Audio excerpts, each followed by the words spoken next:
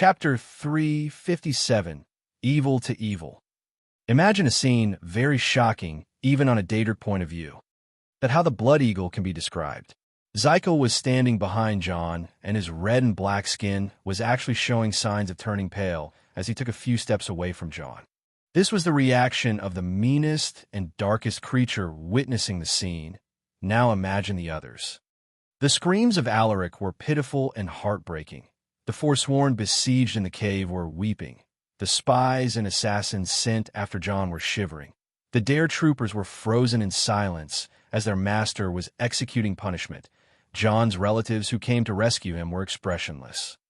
John started by undressing the upper halves of both Alaric and Madenak, and then he put down his armor and shirt too for the horrifying wounds on his body to appear. The vine that was attached to his body could be seen clearly too. It was red with thorns growing on it, as if a blood vessel has found its way out of John's body. The appearance of the Briarheart vine made John's following actions very justifiable. Putting that aside, the wounds on his body alone showed how much he suffered during the past few months. The stab to the heart that has survived by shifting his organs was also clear from both the front and back. It was retribution, and the madmen of the Reach were now facing a true madman seeking vengeance. When a showcase was over, John held the dagger and carved Alaric's back from the bottom upwards. Two similar cuts were applied on the side, avoiding all blood vessels and vital organs. John then started the skinning Alaric's back, shaping his skin to what could be described as wings. Alaric groans and howls have long since stopped. His vocal cords seemed to have been damaged. A sudden action started to happen, and John noticed Alaric trying to swallow his own tongue. "Nope, you ain't getting away." The knife in John's hand opened Alaric's maw by force, cutting his tongue and throwing it on the ground. Alaric was in agony, yet the pain kept him fully awakened. Despite how much he bled, John focused to stop all the bleeding with precision. He seemed to have trained a lot for such a complicated process. Please refrain from doing such a thing. This ritual is not for torture. It is an offering. If it was me, I wouldn't have toyed with you that much, but sometimes a cat enjoys toying with its food, and the Deidre want a good show. John smirked and continued. "Here, to pass your boredom, let me tell you all about a story. It is a story about a man that calls himself the King of the Reach. You all know him as Madenak, this guy's grandfather. As you all knew, Madenak should have been dead many years ago, yet the bad Nords kept him alive. For what exactly?" John started to stray off to a different subject, pulling out the attention towards Madenak. Madenak's head, which was lowered from the start, rose up and glared at John with bloodshot eyes. "Yes, see, the Nords had a good idea back then. Let's keep the man which the Forsworn would die for and control them through him. For that, they kept their enemies around as their watchdogs who would strike down those they want out of the picture and made a chain of command linking all the Forsworn elders to Madenak through their agents. By that, the Forsworn elders would hear the words of Madenak and obey, sending many young Reachmen to fight for the Nord's cause. Fascinating story, isn't it?" John's words were shocking to many. It was true. Madenak was kept as the control device of the Forsworn. Withdraw from here, keep watch here, intercept that caravan, kill that person, and so on. The king that all the young Reachmen looked up to was nothing but a toy in the hands of Nords. Of course, things shouldn't have gone down that path, and Madenak would revolted against his captors and escape in the future, but that's a morning never come now. "Oh, look, we're almost done." Alaric heard what John said, but he was too busy handling his own pain after he got skinned like that. John finished the skinning and took out his sword this time. Just as everyone thought it was over, John started to break Alaric's ribs from the spine. This was even more demonic than just skinning. John broke a rib, then twisted it and used it to support the wings of flesh and skin. With each rib broken, both wings started to spread. It was horrifyingly artistic. John didn't go too far with the ribs. He wanted Alaric to feel it all and live to the end. Alaric was already at his end. He was about to die any second now. John made the best of the last few seconds and took out a plate of fire salts, a very active alchemical ingredient. He held the fire salts with his bare hands and didn't mind it burning him. With his hands, he applied the fire salts on Alaric's lungs, exposed from his back. "Iya!" A horrifying hoarse shriek came out of the dying Alaric. It was as if he got brought back to life just by the fire salts. It was the last step now. After applying the fire salt, John held the lungs and pulled them out from the back with the wings and ribs. Alaric's head dangled down, and his suffering in this world was over. John pulled out the harpoon, and Alaric's soul with it to be damned to oblivion. With that, the soul sigil stone in Zykel's hand glowed brightly in purple light, then dimmed down once again. Zykel, who was drenched in cold sweat, confirmed the light and spoke. "The 1,000th soul, the deal with Lord Molagbal, is complete." As if waiting for these words, a strong pulse sounded from John's body that everyone heard it. The lowered gazes looked up once again at John, only to find him kneeling on his knees, barely supporting himself with his arms. "WH, what is going on?" As someone asked, everyone started to feel worried. All were worried, but too scared to approach John now. His image of a torturer demon was still vivid and caused every soul to refuse to approach him. "Groan." On the ground, John groaned with a pain tone. The briar-heart vine on his body was fighting him with vigor. "Don't think for a second that you can ever beat me." John's tyrant aura started to appear one more time after almost 4 months of suppression. "Don't you dare." The aura intensified greatly. It was not just felt or seen, but it caused the wind to move violently. It was going out of control. No, the tyrant was breaking free, and his anger was beyond the limit. This ignorant, pathetic, and puny parasite thinks it can even for a second has its way on the tyrant? It was infuriatingly idiotic. The curse of Alaric broke. The deed was done. And the briar-heart vine tried its best to resist. It was a vine no longer. It was using all the energy and blood that it absorbed from John all that time to give birth to another existence. Branches, leaves, roots, a trunk, a new briar-heart tree that fed on the tyrant for almost 4 months was now trying to take form. It grew on John's back and soared up almost 3 meters trying to dig its root in the ground. The tyrant was pissed to the limit. He shouted atop his lungs, "Vikmah Thar! Defeat, fall, obey." The tyrant's shout was right on time. The briar-heart tree shattered like glass, and its would turn into nothing in front of the true tyrant. The core of the tree was the vine, not much different from its former appearance. It was just a small, bloody vine with thorns and very lively movements. It tried to jump away from John, but the latter already cast magic on it. Telekinesis. John was so delighted that he finally used this magic one more time. His telekinesis was stronger than it was ever before due to his increase in strength, but still he had a long time to completely recover. He was still greatly weakened.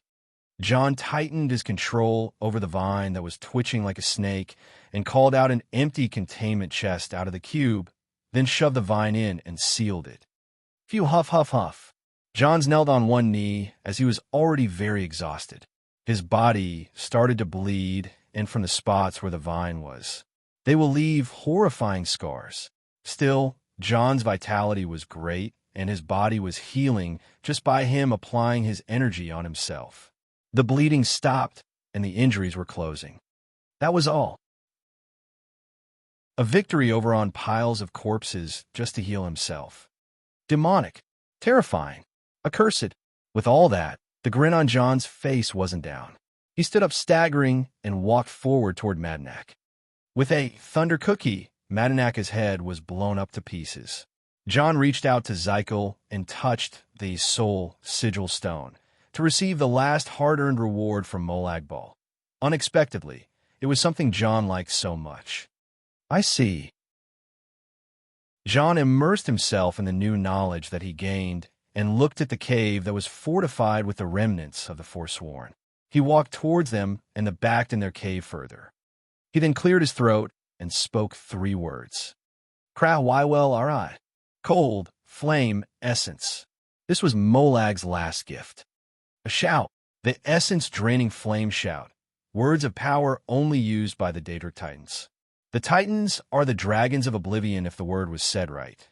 They were an imitation created by Molag Bal when he tricked a dragon into his realm to seek out the secrets of the dragons. Though he failed, he turned that dragon into the first Daedric Titan. This shout unleashed the might of oblivion on the Forsworn hidden in the cave, consuming them to piles fine snow ash. This was the third and the last Forsworn horde that ever dared to face John Dare.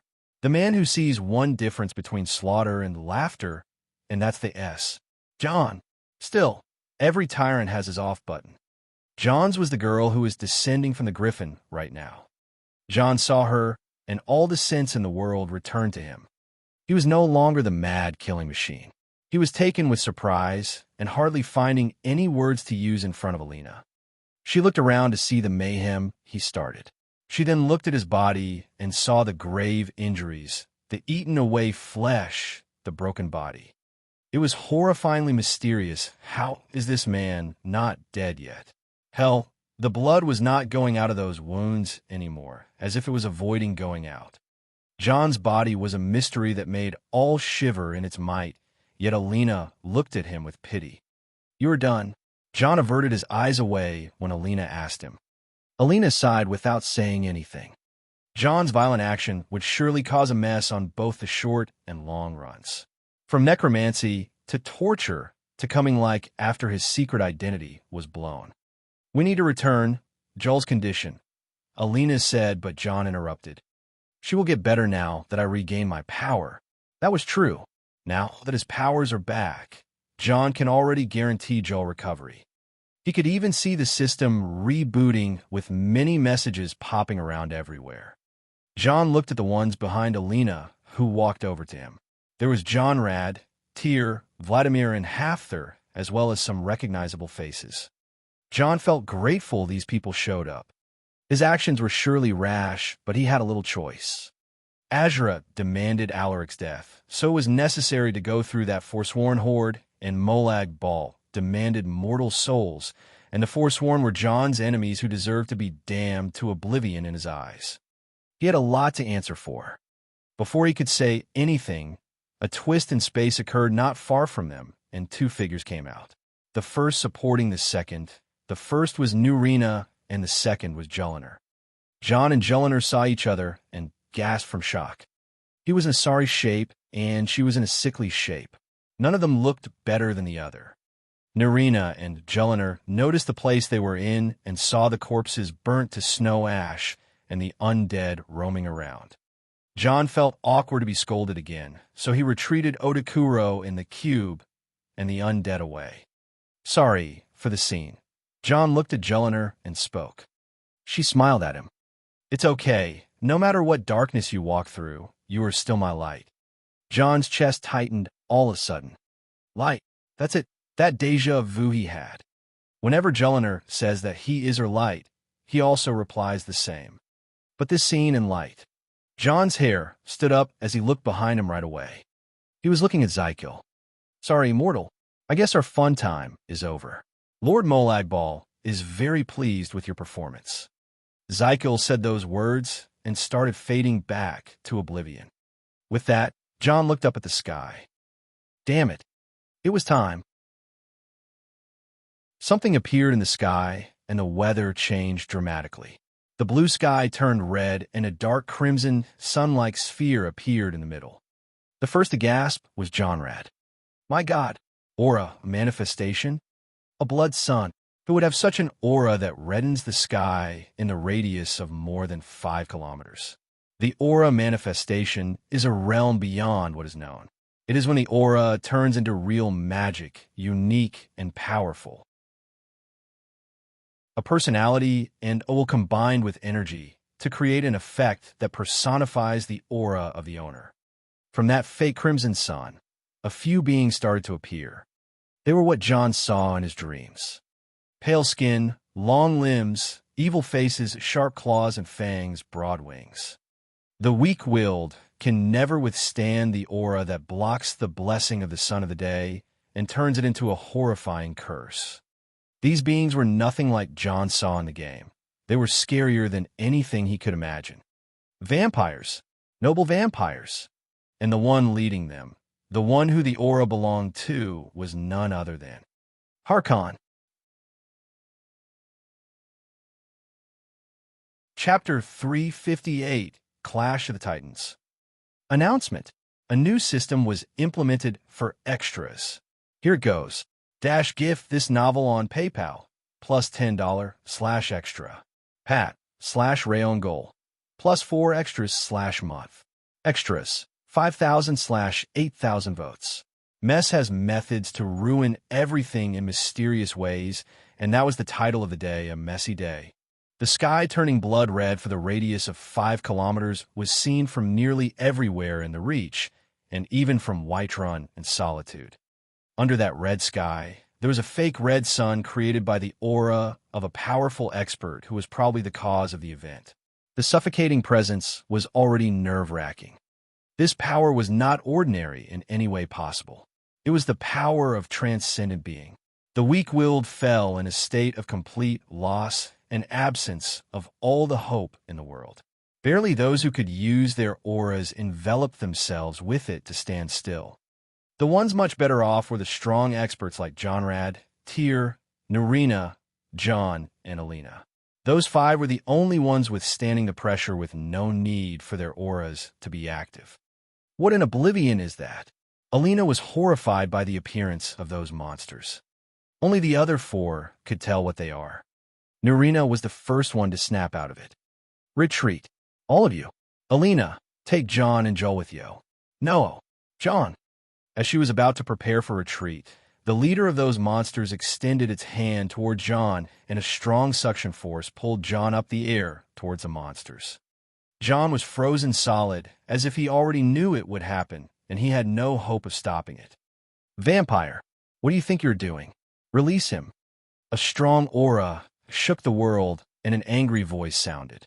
A mighty flame was unleashed from Jonrad, and a gigantic whip of fire was unleashed towards those vampires. Behind the leader of the vampires, 10 vampire lords moved to block the whip of fire. 3 of them stood between their lord and Jonrad, blocking the mighty fire of Jonrad and counterattacking at him. Break! Jonrad's powerful attack that was aimed at the leader of the vampires was blocked, but it obliterated the vampire that blocked, sending it crashing to the ground. Jonrad's body started to glow as his flaming aura was already unbearable for others to be near him. The other 2 vampires started to battle him, and soon the 3rd recovered and joined the fray. It was 1 man against 3 vampire lords. Alina, focus. Take the girl and retreat as far as possible. Don't leave any mortal around, or the vampires will try having their way on us. Nerina gave a series of orders to Alina to wake her up. Still dazed, Alina barely responded while pointing at John. I got her. Out of nowhere, a voice sounded and a small person appeared beside Alina. Gleam looked at Alina, then slapped her. Out of it. But, John, you'll make things worse. Alina could only take Jeliner from Nerina and retreat. The 2 girls were looking at John while being dragged backward by Gleam towards Lochthar. Nerina didn't even bother with the identity of Gleam and leaped forward toward John. A strong lightning spell broke through the air and targeted the leader of the vampires that was pulling John towards him, but 3 vampire lords stepped forward to face Nerina, and another fight broke. 1 woman against 3 vampire lords. There was still Tyr left. His hand moved like lightning, and a dozen silver streaks targeted the leader of the vampires. One of the vampire lords stepped forward to block them, only to find those hidden weapons are actually made of silver. Its body was wounded as it shrieked loudly. Recognizing his strength, 3 vampire lords assaulted Tyr all at once. The 3 masters were facing 9 vampire lords. It was a huge disadvantage, and as the 3 were occupied, John has already arrived towards the leader of the vampire while being held from the neck by the monster. Their eyes met, yet John was unfazed by the vampire lord's enthrallment. John and the vampire lord looked at each other with strong eyes. John's body was ravaged by many wounds and curses. Despite that, he was as lively as ever. His blood was refusing to come out of his body despite the many wounds, and his magicka seemed to be powerful, but it was exhausted. The vampire lord was awestruck for a second, but it was for his favor. John's point of view was much different. Since the appearance of the foul creature, John could tell how unfathomable and deep the energy of that vampire was. It was strong and chaotic, but that wasn't all there is to it.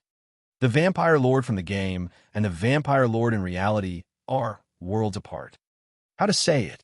The vampire lord in the game looked way less threatening than this being. Vampire lords are normal-looking vampires in their normal form, but in their lord forms, things get ugly.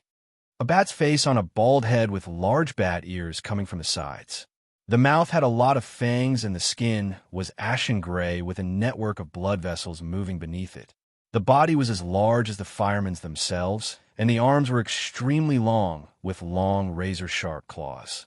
From the back came out 2 wings.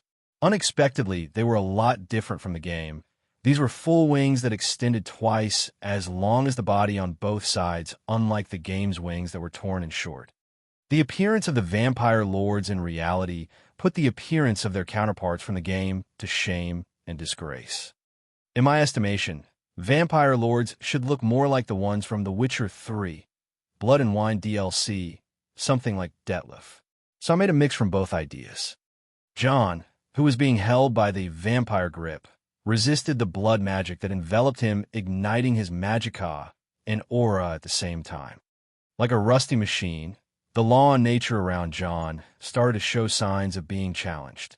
2 unimaginable strong forces started to clash, and the space between them was getting wounded at a rapid pace. With a crackling sound, magicka anomalies started to appear and break between John and the leader of the vampires. By the pure power challenge between the two, the situation escalated to a 4th fight. Unfortunately, John's power was exhausted while the vampire lord is in his best condition. Even if the two were in their best conditions, John's wouldn't have that much confidence facing that entity. Still, a growling sound came from deep within John, and his body started to move despite the restrictions. So, that's the power of the child that was prophesied. I would be disappointed if it was any less. The vampire lord spoke in a deep voice despite his evil appearance. John was still growling like a beast, and his muscles moved with his magicka to put all his power in resisting. What is more surprising was you muttering my name just now. The vampire lord continued admitting his identity to John. I knew it. Harkon. John seemed not bothered with the identity that made greater men wet themselves in fear. He took the challenge head on.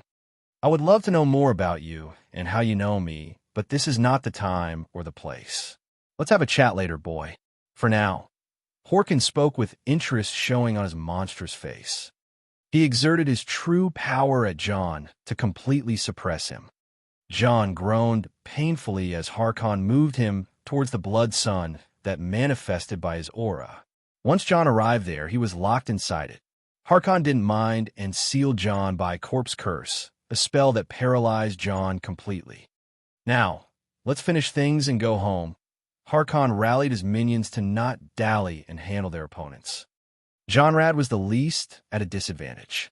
He waved his katana in all direction, and this searing strikes was trimming away his opponents. Once he saw John being bound to the blood sun, Jonrad started using everything in his arsenal. He punching the ground hard and the earth shook. Magma erupted from beneath his feet and enveloped his body, forming a magma armor. A vampire lord attacked him from the back with its claws only to get its hand all burned. Another vampire lord commenced an attack, and Jonrad summoned an obsidian shield, fully blocking the attack. Jonrad countered with a punch, stone fist, carrying a portion of magma rock and slamming it at the vampire, pinning it to the ground. The valley almost shook from that attack, but Jonrad was not done. His fingers dug in the vampire like claws and unleashed his power, petrify. The vampire started to turn into stone on a rapid pace. With a kick from Jonrad, that vampire broke into ash. One down. During the last attack, Jonrad used Inhale to gather the magicka around him and empower the next attack. Once the second vampire was on sight, Jonrad exhaled a fiery breath of a true dragon knight. 2 down.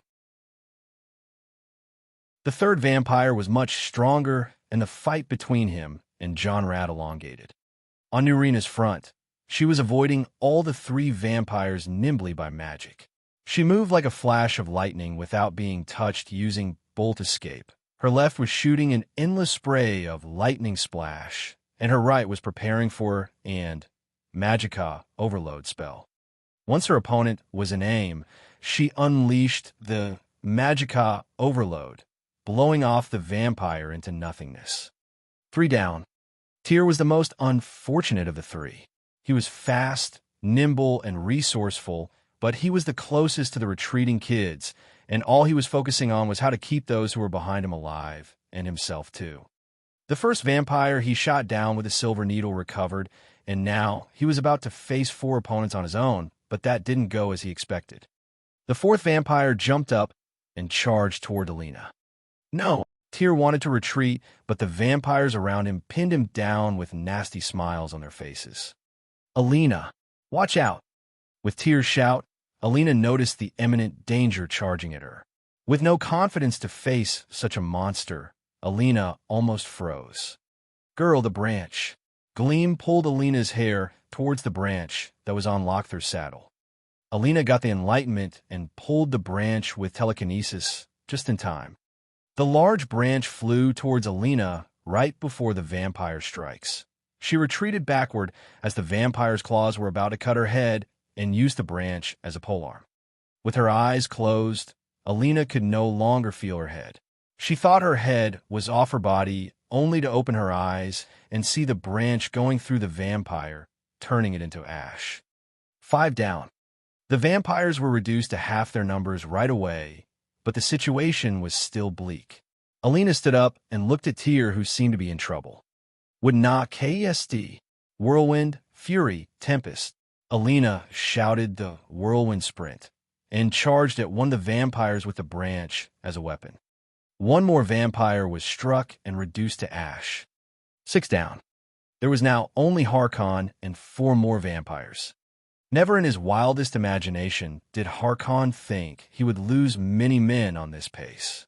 He was infuriated and raised his hand upwards, evoking a massive spell. Damn it! Nurina detected the change first. She was the first to try to react and shield herself. The spell that she kept as a tight secret all her life was cast, Bone Goliath Transformation. Her body was replaced with a gigantic undead creature that carried her aura and power. It was a transformation skill only a few necromancer even heard of, let alone cast. She used her undead powers to conjure up a wall of bone to shield everyone around her. The situation of 2 great power clashing at each other almost broke the space on a massive scale.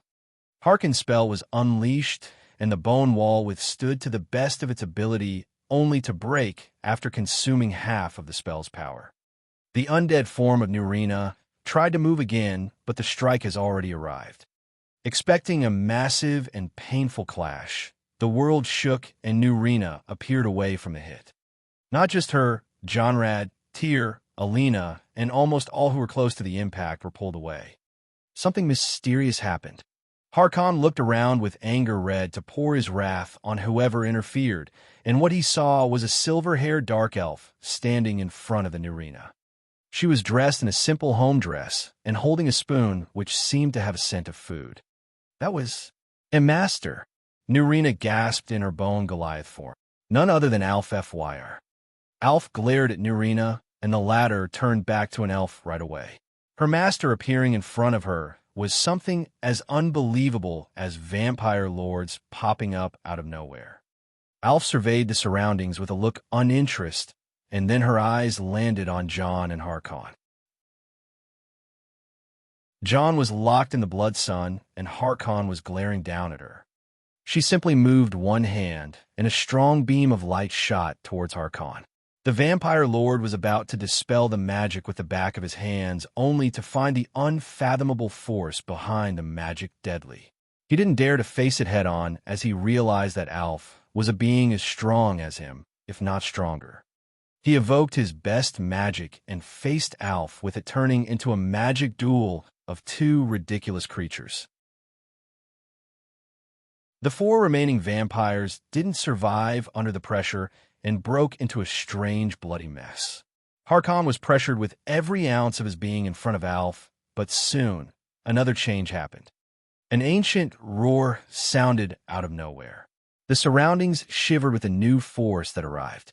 No, it was there from the beginning, but it started to manifest just when it felt a weakness in Harkon's aura. It was John. His tyrant aura was eating away the blood sun aura at a rapid pace. Not just that, there was another manifestation. Dozens of serpentine creatures started to form through John's aura. These were fire WIRMS. The fire WIRMS were the source of the roar.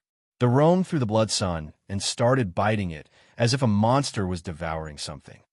Alf's eyes widened brightly. She smiled and spoke. So it was him all along. Harkon felt the dangerous pressure that John gave off and wasn't sure if he can face both John and Alf at the same time now. He had to do something, but someone else did.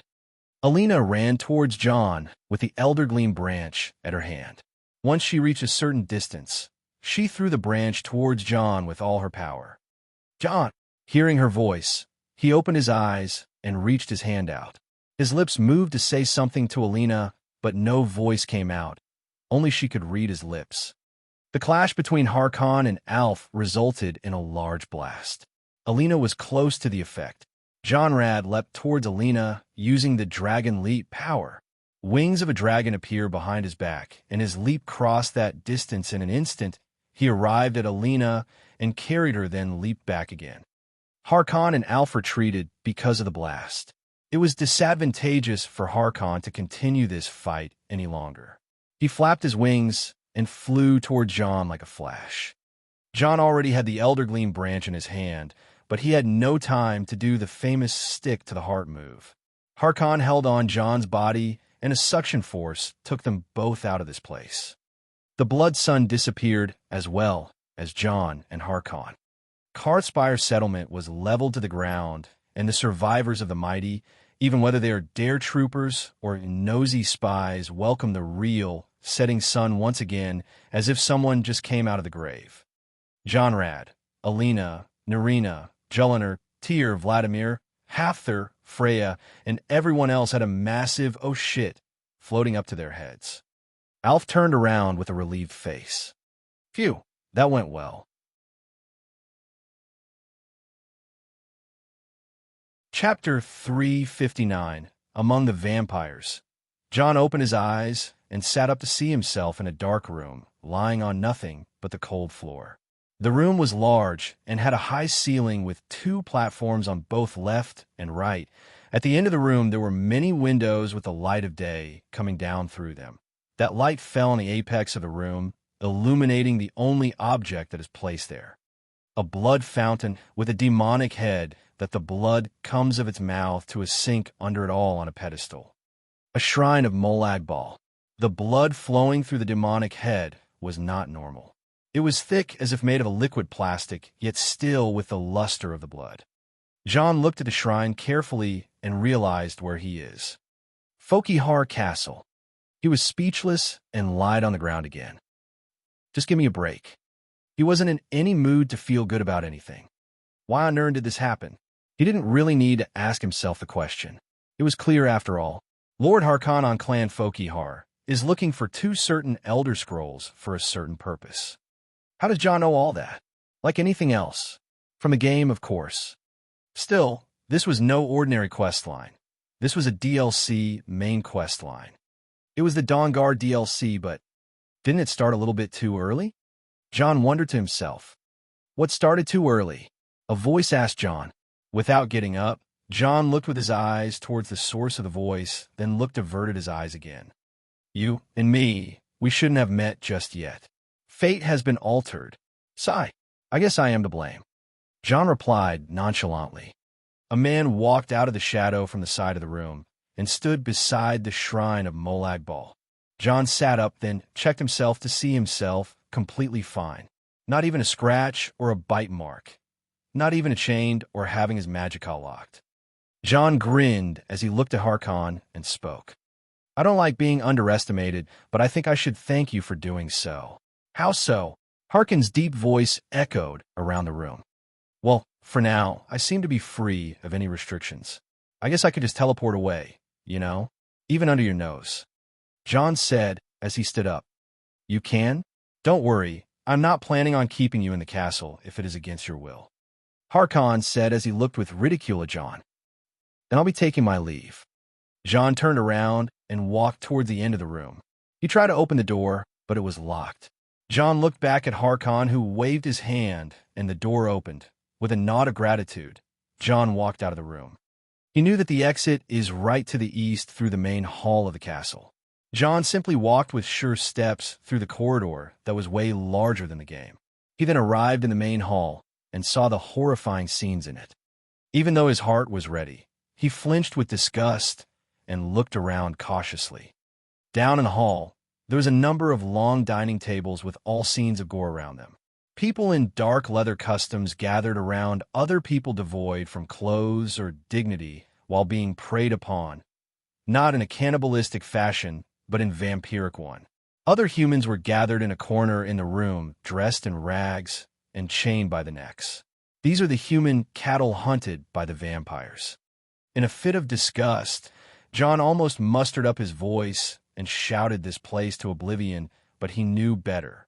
He just walked lightly through the hall under the curious gazes of those vampires. He crossed the bloody floor to its other end and soon reached the stairway leading to the entrance hall and from it to the gate of the castle. Even the gatekeeper didn't stop him and let him out. John had a bad feeling about this as he stepped out of the castle. 10 minutes later, he returned to the castle once again. He was standing in the middle of the main hall, surrounded by that gory scene. He was not caring about any of it anymore as he faced Harkon, who was sitting in the central throne in the middle of the apex of the room. Harkon looked at John with a lazy attitude, showing no emotions on his face. The vampire looked dignified from all angles, a well-trimmed beard, a pale middle-aged face, fancy clothes, glimmering gold eyes with the white of them turning red. The man can be painted, and his image will sell for a crazy price. Still, none of that was in John's mind. He was more concerned with what he experienced outside the castle. This isle, is it in Mundus? John asked. As he got out of the castle, he didn't detect the natural law of the mortal world and felt he is in a different realm. He couldn't teleport away.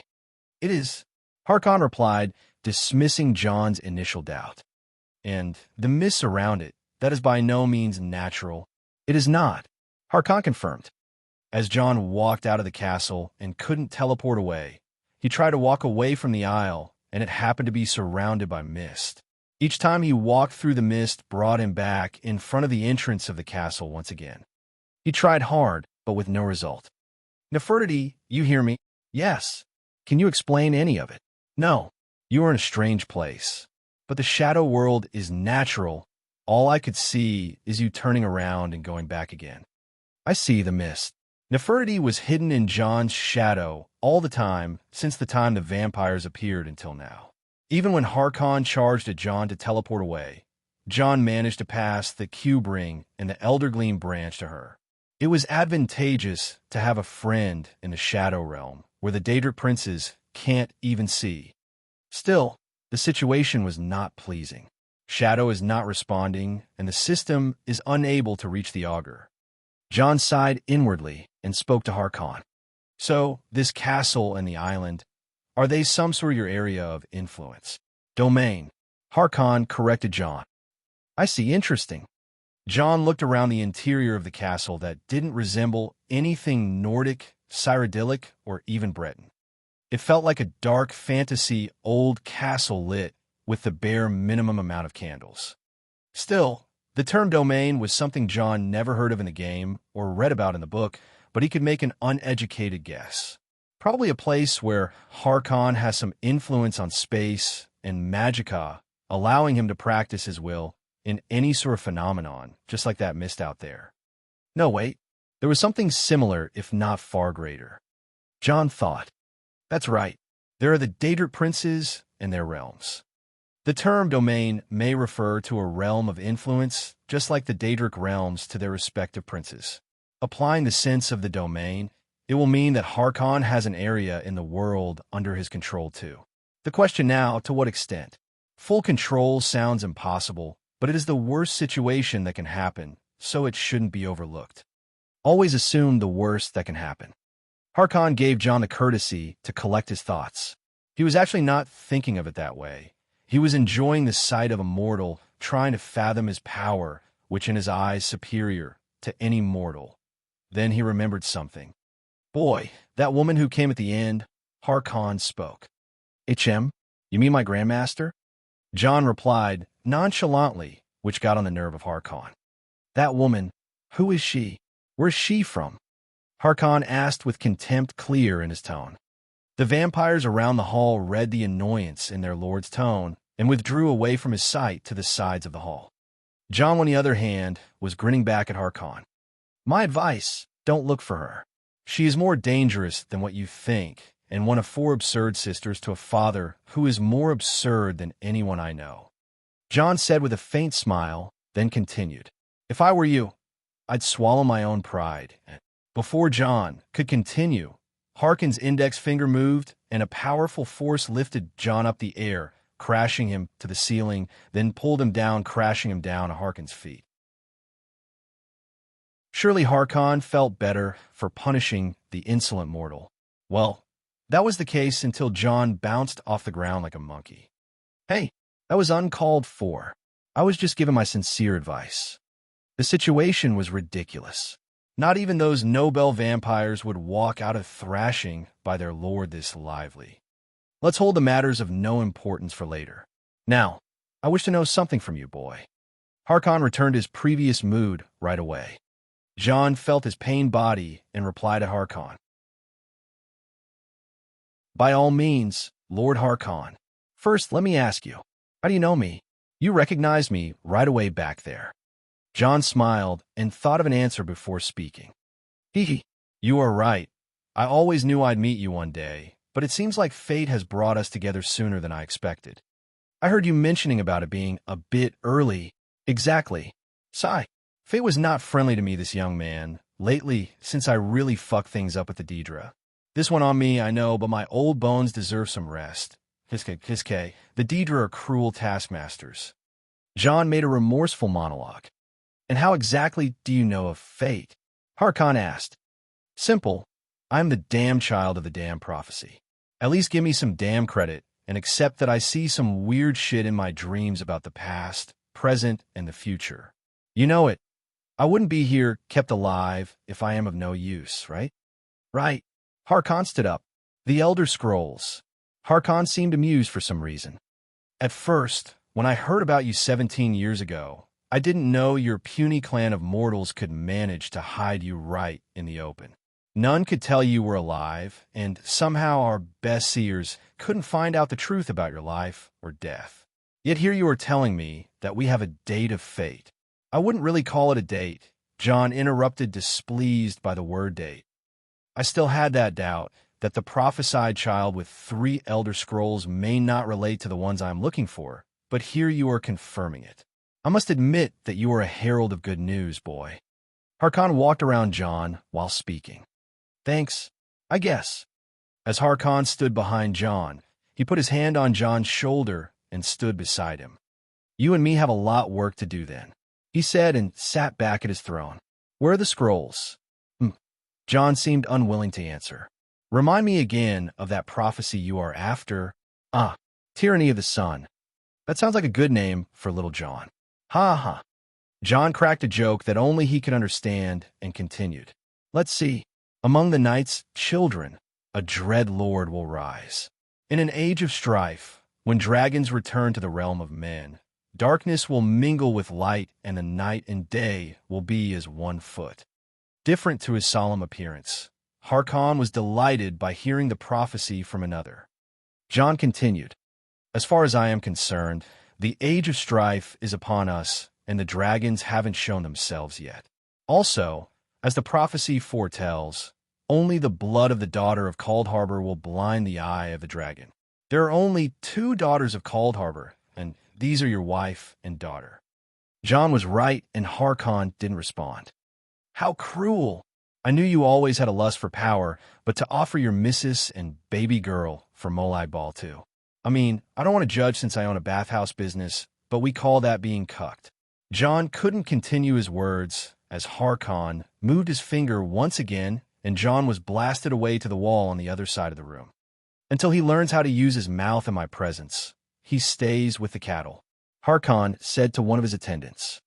John's felt a bit dizzy, but he got what he wanted, some time away from Harkon's questioning.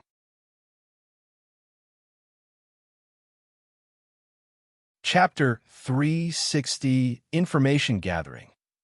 So, it went rather well. Nerina was standing in front of Alf, locking her arms together and glaring. HM, you were saying something? Alf kept dismissing Nerina's constant nagging for the past hour or so. You know, not everyone is pleased with what you said, and I need to explain to them what is going on. Nerina kept demanding. Right now, they were back at Alf's hut on the mountains south of Winterhold. As Alf kept ignoring Nerina, someone else had to step in. Grandmaster, I beseech you, John is now taken by vampires, and we don't know anything. If you could just help us, we... Girl, quit talking like that idiot. Alf spoke with annoyance as she looked at Alina. Nerina became flustered as the word idiot was clearly aimed at her. Alina herself didn't want to say anything further and kept looking between Alf and Nerina. Crazy old hag. Out with it. Nerina was already at her limit as she raised her fists only for Alina to hold at her back. Alf was coolly enjoying her dinner while watching her first and second generation apprentices make a mess. I had to go some trouble, you know. Give me some time to rest. Alf was fed up with all the noise. Not until you tell us. Nerina shouted. Tell you what. All what you know. I was just told to come and save the day. You know the usual, fix some mess here and there. Alina and Nerina tilted their heads. You were told. Nerina couldn't understand it. The only person who can tell someone like Alf around is none other than Divaith FYR himself, and the man showed no interest in the material world for the past 200 years. Alf smiled and pointed with her head to the window. Alina and Nerina looked through to see nothing but the peak of the other mountain, whose top carried the massive shrine of Azura. Nerina flinched. The Daedra? What do they want with John? Her voice was grim. Alina, too, was nervous. I was told nothing. Just in exchange for some things I wanted from Oblivion, I came to help you lot. Alf said while focusing on her food. Help us? You just let John get taken. It was Alina's turn to be angry. Well, that vampire was strong, and the boy wasn't my concern anyway. Whatever it is, he can go through it.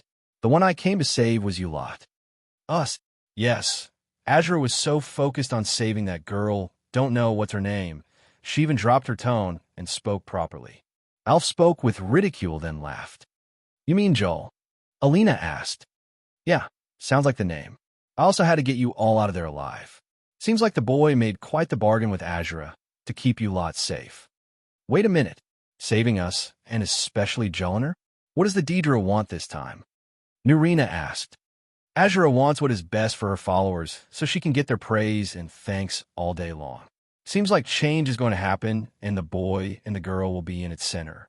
Huh. I even had to go through 13 versions of the future to save you all without any of you dying, and that's how you thank me? Alf said many important things to Fast. Change? Nerina questioned. 13 versions of the future? Alina shuddered. Yeah, that old hag can perform divinations on the future to see many possibilities of battle before she goes through with it. Nerina explained. She must have been through many futures where things went completely wrong. Exactly. That's why I said it went rather well, judging that nobody died. Alf was finally pleased. You idiot girl, you could never learn that trick. And she scolded Nerina in the end. Are you kidding me? The tonal magic of all things? It is literally the hardest magic there is. Have some shame, woman. Nerina couldn't stand Alf putting salt on the wound. Tonal magic? Alina asked. Something you can't use unless you're a Dwemer, Sothis Sil, Divaith FYR, or one of his clones. Narina dismissed the subject right away. And you won't be able to use when you're a half-brained dimwit. Alf continued. Gore. Narina kept growling. I'll tell you what it is. Alf said, tonal magic is not a fixed form of magic. It is a term said to describe many. As you may tell, it is a magic based on manipulating the tones of the world to create results. The only thing that idiot said, right, was it is indeed the hardest magic there is. Sometimes you need to make a tone to make an effect, and sometimes you need to listen to the world to see what it tells, and make no mistake, music is all around the world. Alina got the hint. Chanting magic? I can do that. Chanting? That. Well, it is a very basic form, nothing too fancy. Maybe you can show it to that dumb girl, and she may actually get some enlightenment. Alf attacked Narina again, then continued. But that's not just it, you see. Tonal magic has more than just chanting magic, such as the Kai of Akavir, which is the parent technique to the battle spirit art, the Thursdam of Nords, which you use and abuse on daily basis, the sword singing of Redguards, which destroyed their former home continent, the green singing of Bosmer, and also the tonal architecture of the Dwemer. What I was taught is some skills of the tonal architecture. Wait, the dwarves too used the tonal magic. Of course, how do you think they dug massive cities underground? How do you think they made a metal that can withstand the passage of time for thousands of years? The dwarves may have been too educated, but they are not enigmatic like what most think. When the snow elves sought out refuge with the Dwemer blinded them, so they can't learn their secrets, leading the snow elves to become today's Falmer. I see. Alina was enlightened by Alf. She looked between Narina and Alf, feeling the difference between the two. What? Narina was annoyed. She thinks you are an idiot too. Alf kept going. No, never. Alina defended herself right away. We strayed too far from the subject. Narina said, now, will John be okay on his own with vampires? I don't need tonal magic to tell that he will. The boy sounds a lot like Lord Fyre. Both are fearless when it comes to their actions and know nothing of regret. Come to think of it, both of them are two annoying philanders. Heh. Now imagine the boy coming home with a vampire girl one day. Alf laughed. John would never do that. Alina stood up flustered. To be honest, I can see him doing it so casually. Narina thought it was possible. It sounds like him, but please sneeze. Cat bless, human. Thanks. Damn, I sneezed a lot lately. It sounds like I am Skyrim's hot topic right now, and all are talking about me. It has been a day since my meeting with Harkon, and I could take a breather away from him in the kitchen of Castle Fokihar, where the human cattle live. What I needed was some space to recharge on Magicka, gather information, and devise a plan. Still, the process of gather information yielded some horrifying facts. First, I started to see how those human cattle were treated and how they were gathered, but it was all rather messed up. The vampire attacked bandits and travelers to steal them as people. Those who are weak-willed can get charmed by the eyes of the vampires and turn into enthralled beings, either thralls as cannon fodder or cattle as food. With my level of power, I was already too much for the vampires, even if Harkon himself tried to use his eyes to hypnotize me. Anyway, those cattle were being used as warm blood bags, but each day, some of them actually get slaughtered like sheep by the cattle butcher to fill the blood barrels. More to that was the cattle themselves weren't aware of anything. They're all under hypnosis and follow orders blindly. The second major discovery was the 10 vampires that raided yesterday alongside Harkon are not dead. I mean, those vampires fought with Narina, Jonrad, and Tyr, but they were obliterated by half. Then Alf showed up and killed the other half. So whatever magic it is something I don't think I can easily match. Revival or resurrection. I don't think that is the case. Something else is at play here. It seems that these 10 vampires are important in the Fokihar clan as well. I'm not sure if they're the NPCs I know, but their revival seemed important to Harkon as they're the top brass after him. Which brings me to the hierarchy system around the Fokihar clan. From the bottom, it starts with the cattle, the ones I am locked up with, The situation is crazy and inhumane, as they are not even aware of their identities as humans anymore. I don't get that sort of treatment, as I am merely a prisoner, and Harkon himself can make me a thrall. The second class from a bottom is the thralls. These are not any better than the cattle, and the highest class mortals can get in this clan. Just like the cattle, the thralls got their minds manipulated by the vampires, and they possess a certain ability to fight which make them useful cannon fodder. Next up are the death hounds, skinned hounds with black bodies, red eyes, and a mean raw of teeth. The main reason why the Fokihar clan is worthless is because they're dog-loving heathens, and the worst kind at that.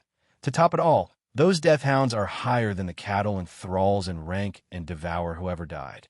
The higher class is the normal vampires, the ones that compose the majority of the Fokihar clan and work from guards to servants. After them come the noble vampires, the ones which are blessed by Harkon himself to become vampires and can transform into the vampire lord mode, the mean ugly mugs that attacked us. They take the high-ranking jobs in the clan from stewardship to office jobs, as if dirty vampires need that. The highest vampire class is the royal vampires, and these are Harkon as well as his wife and daughter. And that pretty much sums up the whole hellhole I am in. How do I gather information? I don't, others do it for me. How so? Well, that is a spectacular story. You see, I met that freshman vampire that called himself Jor Blackbone, a former member of the Blackbone clan. From what it seems, he is the source of my current trouble. It seems that Hilda and Jonrad have raided the Blackbone clan, and after they finished off the enemies, they became careless and spoke to each other about me when they thought no one can hear them. Lucky for me, Jor was a weasel son of a bitch who played dead. After he survived, some vampires found him and the survivors of his clan.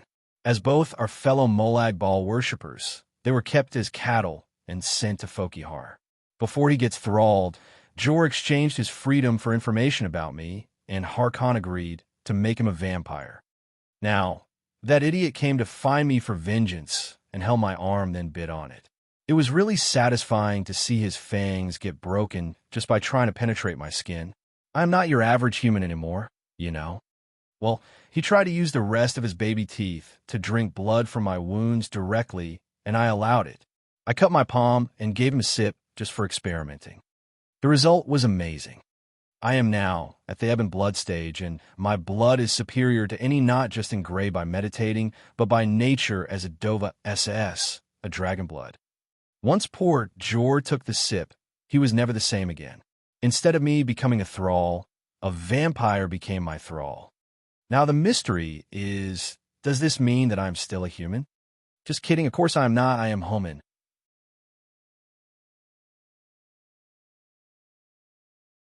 Chapter 361, The Fourth Labor, Dash Gift on PayPal for bonus. Pat/Rayon Goal, +4 bonus/month. The second day, I had a visitor, and let's just say it is one very annoying visitor. Young John Hill, Priestess Arania. Just in case you're wondering, that is the very same Arania who is the priestess of Azra and the prophet of my labors. Also, in case if you're wondering how I'm meeting her, then I have no idea. I'm still held in a cell with the cattle of the vampires, and here I go ask her about how she got in here. How did you get in here? Clearly me asking.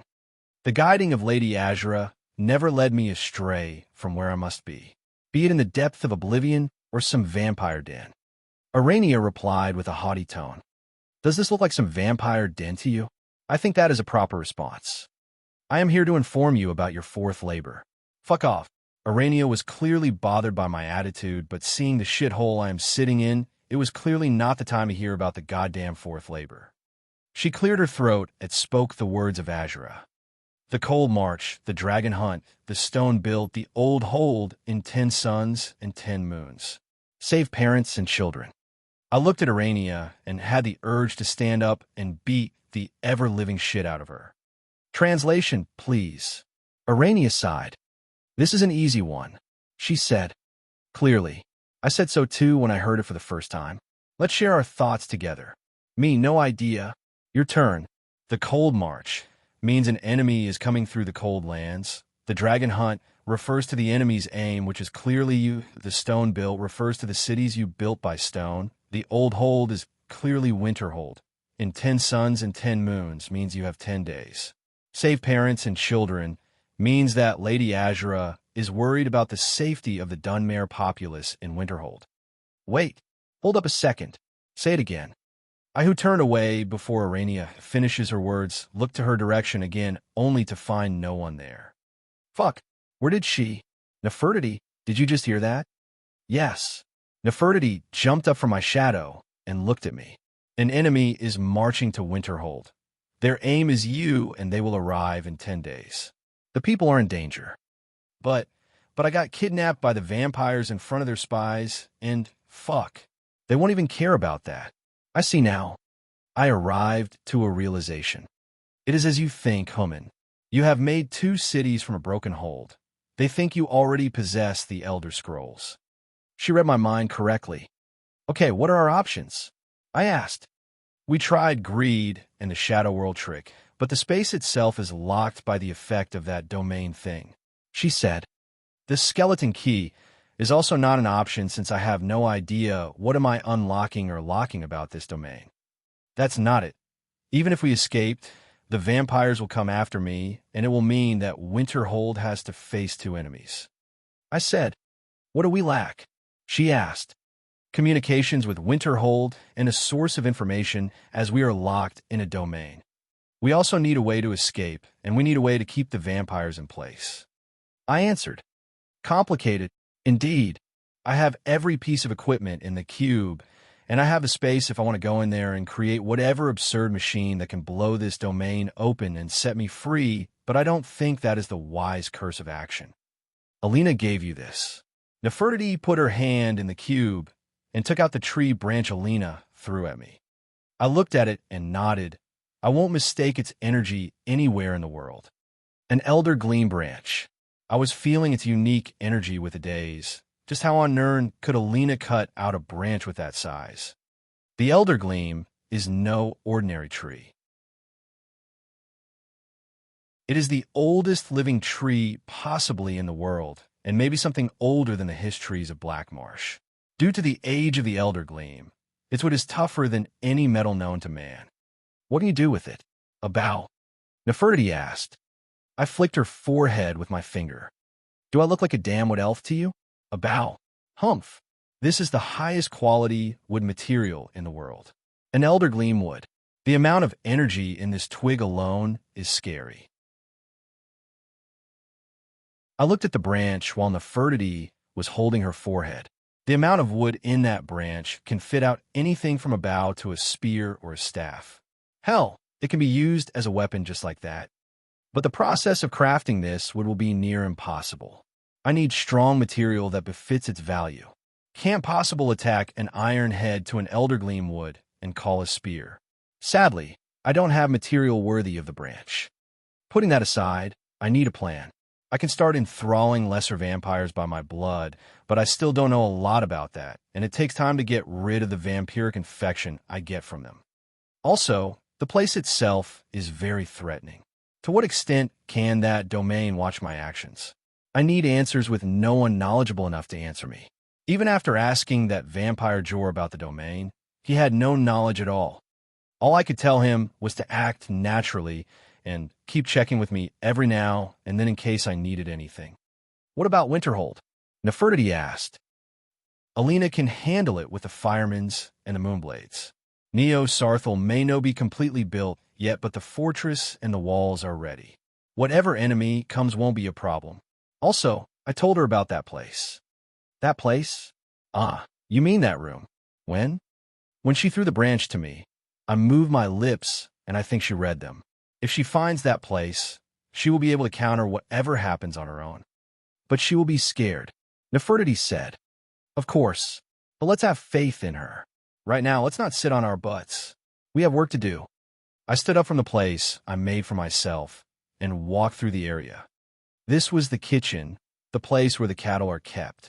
The vampires also come to the place frequently, so I make sure that Nefertiti stays hidden. The cattle are kept in cells and cages, and so but actually there's no need to go that far.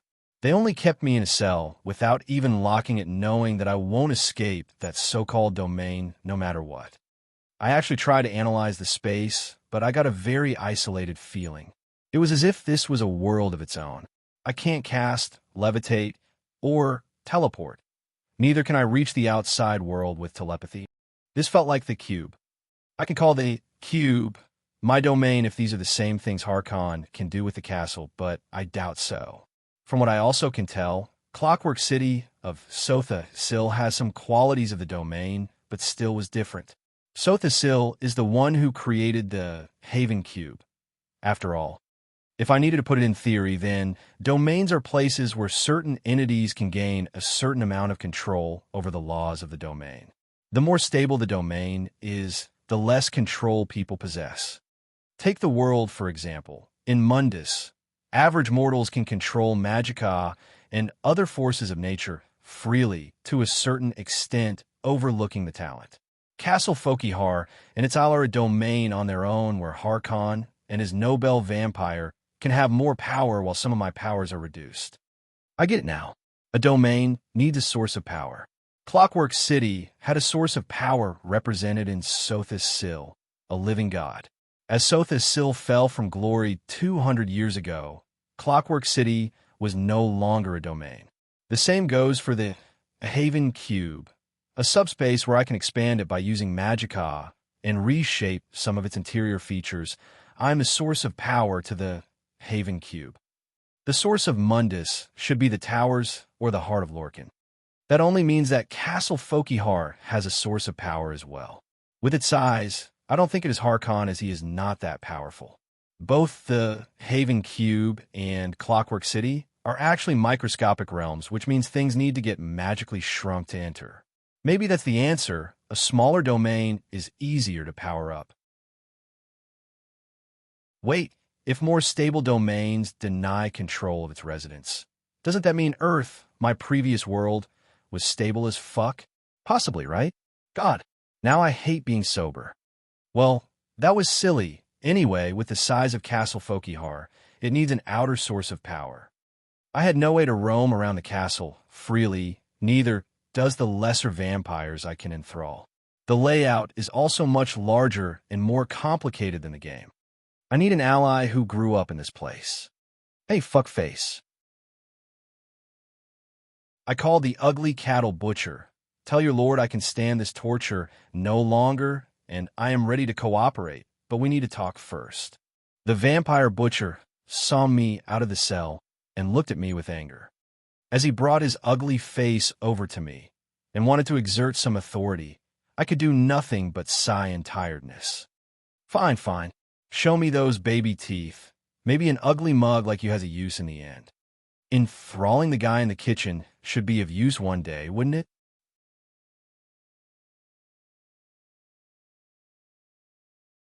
Chapter 362, A List of Demands. A bonus chapter.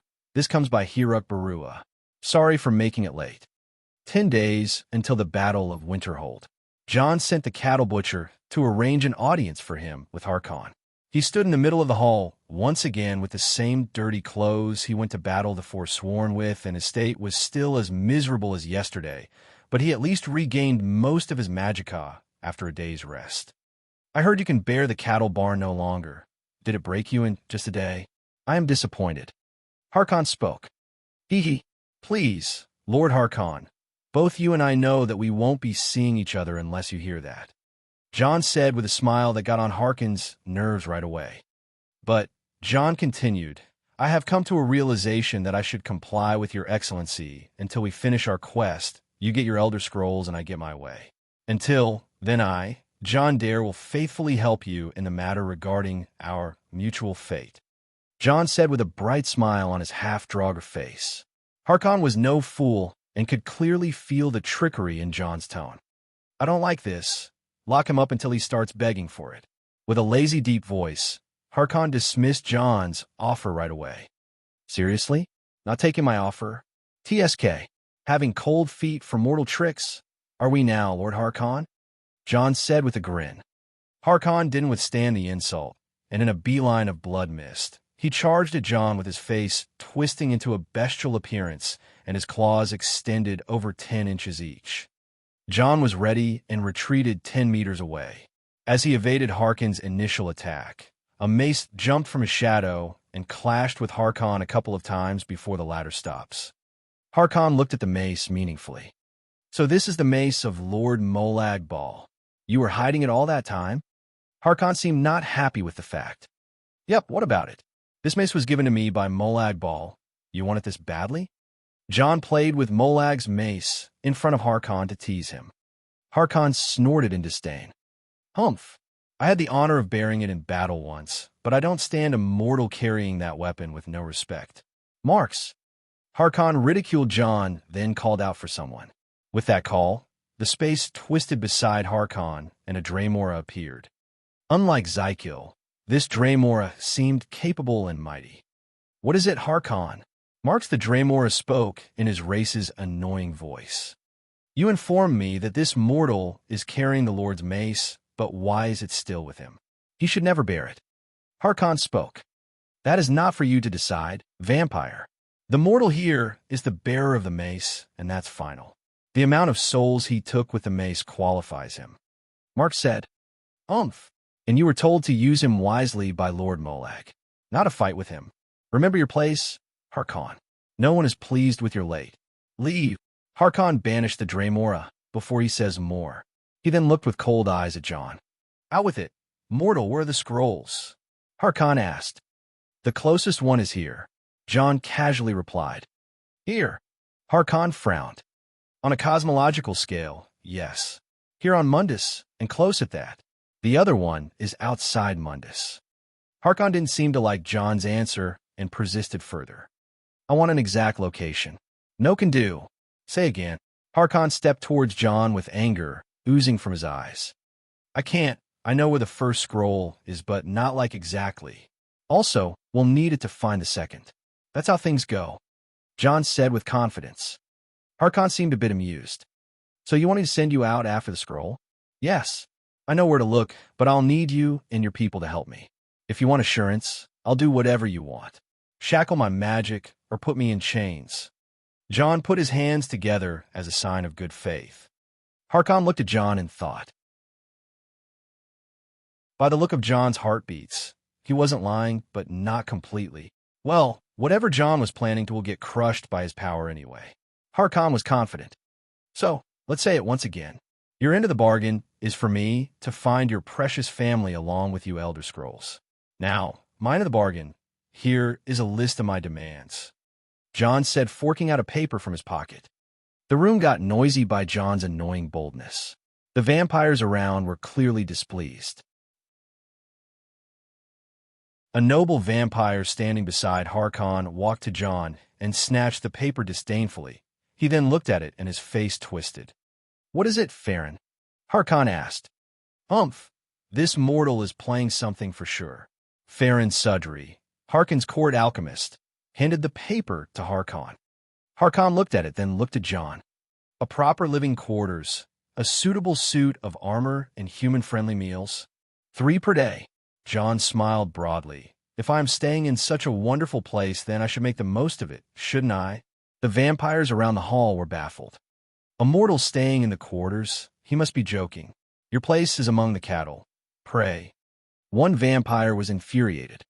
"And he wants us to give him an armor. What next? A pet gargoyle?" Another mocked. "Did you hear the last one? Human food? Here, where humans are food. Can't he do with a normal cattle fodder?" A third said in disdain. "Quiet." It was Harkon who quietened them. He then looked at Jon and narrowed his eyes as he spoke. 2 Elder Scrolls for just that." Harkon raised the paper between 2 fingers. Jon grinned for Harkon's sharpness. "Well, the Lord of Fokihar clan surely has a hefty reward for whoever brings him the 2 Elder Scrolls he is after. By then, I'm sure Lord Harkon may consider looking into my state. Vampirism can help regrowing limbs and reconstructing damaged parts. No?" Jon was clearly referring to his face, foot, and fingers. At Jon's remarks, Harkon smiled. "Indeed, I think you will not regret that choice." Harkon smiled and looked at his subjects. "I think so too. Immortality will look good on me." Jon smiled brightly. "My lord, I think this mortal is plotting to draw you outside and lead you that monster woman." Farron spoke with concern, referring to Alf. Don't worry about it. I won't be going out. He will be shackled and sent with Fura and Garan. Harkon said, We also will make him wear a shadow cloak to not let any hint of signal draw out. Farron bowed his head and agreed. Harkon just assigned 2 of the strongest vampire lords to act as John handlers.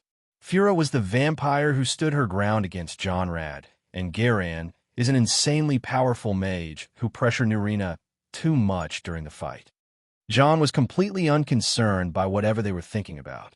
He has his own plan that most certainly does not include becoming a damn vampire. Harkon had one more warning to say. Boy, remember well, the fate of the little town you built won't be good if you decided to do anything funny. John's face almost stiffened for a second, and his tongue was about to smite down Harkon with a shout, but he calmed himself. Fine, I guess I should prepare for the journey then. John spoke up. No, you're leaving right now. Harkon seemed to be insisting. Not a problem. I'll free my schedule. John complied easily. Where's the scroll then? I hear it's calling from the Pale. John said. Fura, Garan, handle things and take the best men with you. If the mortal is not lying, then any shortcoming will be on you too. Failure is not an option. Yes, Lord Harkon, the 2 replied. Fura and Garan took John inside the castle. As their lord stated, John can take an armor and a picked small room before departing. At the end of the day, John and Harkon had the same smile behind their expressionless faces and the same idea in their heads. How easy, they thought. The meeting between Alf, Nerina, and Alina concluded that they should leave things for John and handle the storm that his identity conjured. It was the second day after they returned to Winterhold, and things were going out of hand on a rapid scale. Everything that happened on the day of the battle was spreading across Skyrim like hot potatoes. John Dare is in truth John Hild Firemane, the fireman's cursed child that was not supposed to live, a mass killer, an evil mage, a necromancer, and was taken by the Forsworn, then the vampires. By the end of the day, anyone who wanted to add more rumors about John was accepted without thinking whether it is true or false. Not only that, the battle with the vampires showed Nerina's skills as a necromancer too, and the headache was coming from every nook and cranny. The first to cause trouble were the people. Those who knew John from the beginning were helping to keep the Thane's reputation, but after the massive rise in Winterhold's population, these people were not clearly the majority anymore. The second to cause problems were the business partners. Many started freezing ties with the Dare Dragon Company, and some wanted to terminate their partnership contracts on the spot. Also, some clans that were against the Firemans 17 years ago started to send threats to the company. The third party to appear were the Vigilantes of Stender. They came into Winterhold in a big team and barged in John's house when Alina was out. Jellinar, who was still not recovering, let loose of her spiders and a massive fight happened. Alina then came in with the Jarl, then arrested the Vigils and executed their leader on the spot. The Vigil of Stender are not an evil group, but they are zealots of the God of Justice. They heard that John used the undead openly and wielded what looked like a Daedric artifact that snares the souls of people. John really wasn't humble in that fight against the Forsworn. The chaos was spreading around Winterhold like a plague, and some people actually stated migrating, not wanting to stay in the den of the demon whose name is John Dare. Alina was truly swift while dealing with these problems. Any troublemakers were taken care of in various means. The migration was carried out smoothly as more of those poisonous people stay was more disadvantageous for Winterhold. The threats were replied at with threats, and the messengers were often killed. She may be a noble lady and a fine war commander, but she was no negotiator or a diplomat. These tricky stuff were left for a trickster like John. In the span of one day, Alina managed to be the brutal beauty that ruled with fear and iron. The Storm Rage crown on her head was the harbinger of demise to who angers the lady boss. To ensure that they stick together, the Firemans and the Moonbalds started moving to Winterhold and keep large portions of their forces there. Together with John's company, they stand a chance against any enemies. Still, the news that frustrated Alina was how a number of the hidden clan have stated a meeting together to determine their relationship with the Firemans. These were the clans that helped the Thalmor chase Hilda 17 years ago. From the reports she got, some of the ones who attended the meeting were High Elves, possibly Thalmor. This was who the diplomatics went. Still, right now the house was in chaos. Hilda wasn't recovered from the shock after John's second disappearance. Johnrad was no better.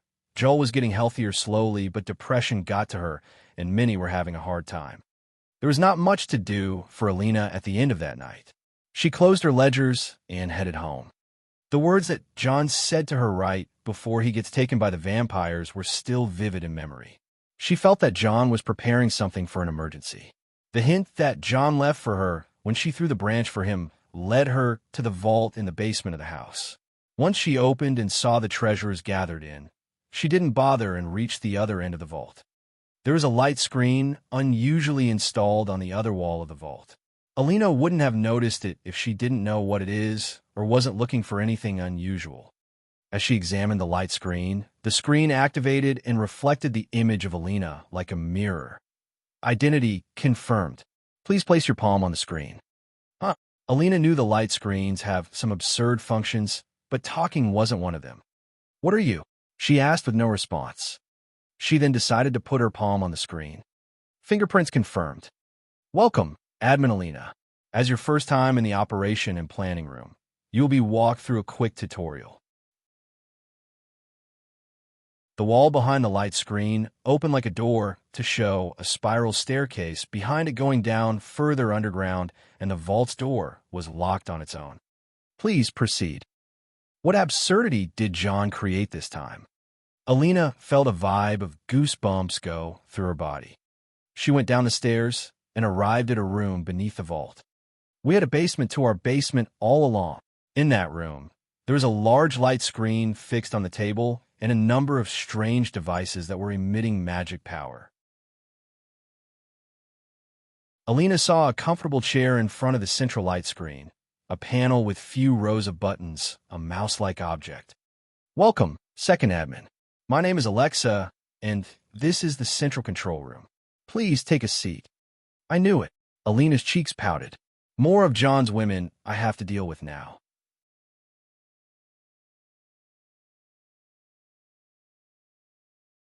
Chapter 363, Beauty and the Beast. So I was supposed to be on e-break, and I really enjoyed Okay, who am I kidding? I just slept for 2 days straight with nothing to do. T to the power of T. That's why I worked on research about Serena's age and how old are the Folkihars. I'll share it on both Reddit and at the end of the chapter. Also, this is a 4K words, research is not included, so it is a double chapter for today and the 5K votes. Anyways, Eid Mubarak. 9 days until the Battle of Winterhold. The Pale, a hold that shares borders with Winterhold from the west and the south governed by Jarl, Skald the Elder. However, on the other side of the hold, there was a big secret being unearthed. John was covered by a cloak provided by the vampires of Folkihar. It was a very rare fabric called the void cloth. It gets extracted from a medium-height plant with blue stems and blue flowers called the void bloom. As hard as it is to find the plant, the extraction can be refined into threads then tailored into void cloth that has an extraordinary ability to hide presences and conceal signals. And here's the thing. Once that cloth touched John's skin, greed made an absolute mess inside the cube. It was insanely trying to jump out and devour that delicious material. Right now, John was watching the entrance of a certain cave being unearthed and sitting outside on a stone being watched by both Fura and Garan. Barely suppressing greed that was going on a rampage, John let out a few parts of the damn thing to go out and started devouring the cloak bit by bit, then replaced the eaten parts with more of greed. When greed devoured the shadow sword, Shadowrend, some time ago, it possessed the ability to understand metallic objects and reshape them like Shadowrend, which can reshape itself as well. John wouldn't miss a chance for his first deadly sin artifact, that is also part of his soul, to reach a higher potential. Still, to not make it noticeable, John started chatting with the 2 vampire lords next to him. Then I jumped off the building and shouted at the loudest of my voice, "Bitch, my surname is Dare," and splashed down the canal. It was a glorious day. Can this Nord stop talking? Garan was clearly annoyed by John. Don't ask me. Fura was barely holding back her irritation. Oh, that reminds me, back in my past life. Again with that.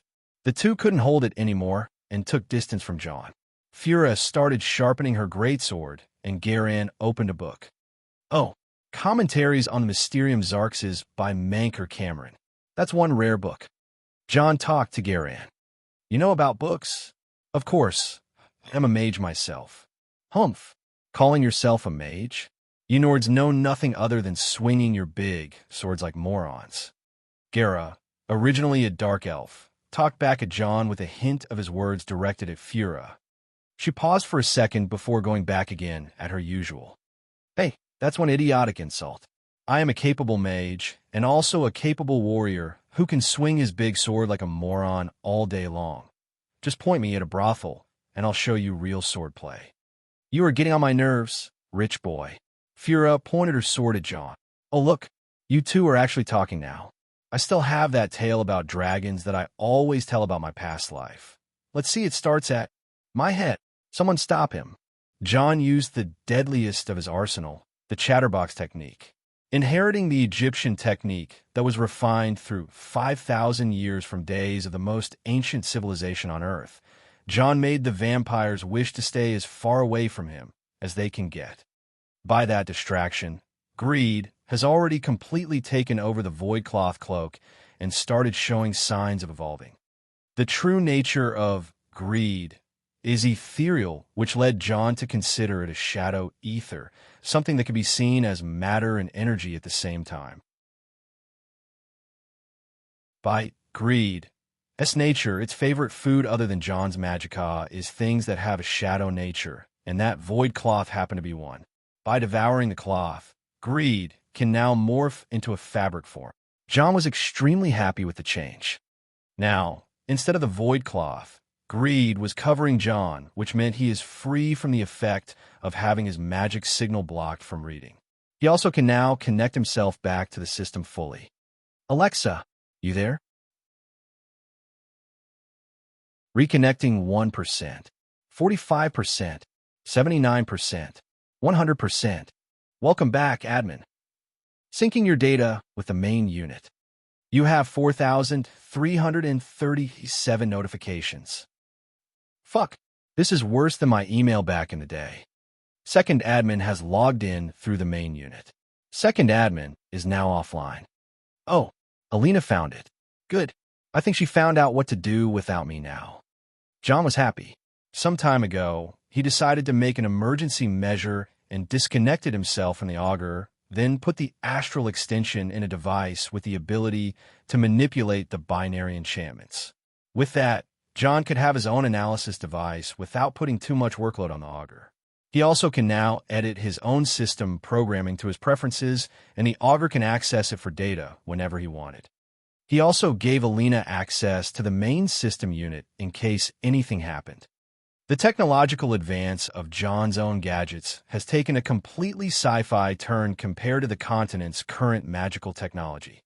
With him being assured that Alina will commence his plans, John started writing a message to assure her and tell that he has a plan to escape and will be there in the span of 9 days. As he didn't have to do anything while the entrance to the cave was being unearthed, John kept sending more information about his situation to Alina, telling her what to do, and completed some important schematics for certain items. The vampires thought he was under the control of the void cloak and the magic shackles, but he had already got rid of the cloak, and the shackles were nothing but a toy in his eyes compared to his true level of power. Why is that human so silent all of a sudden?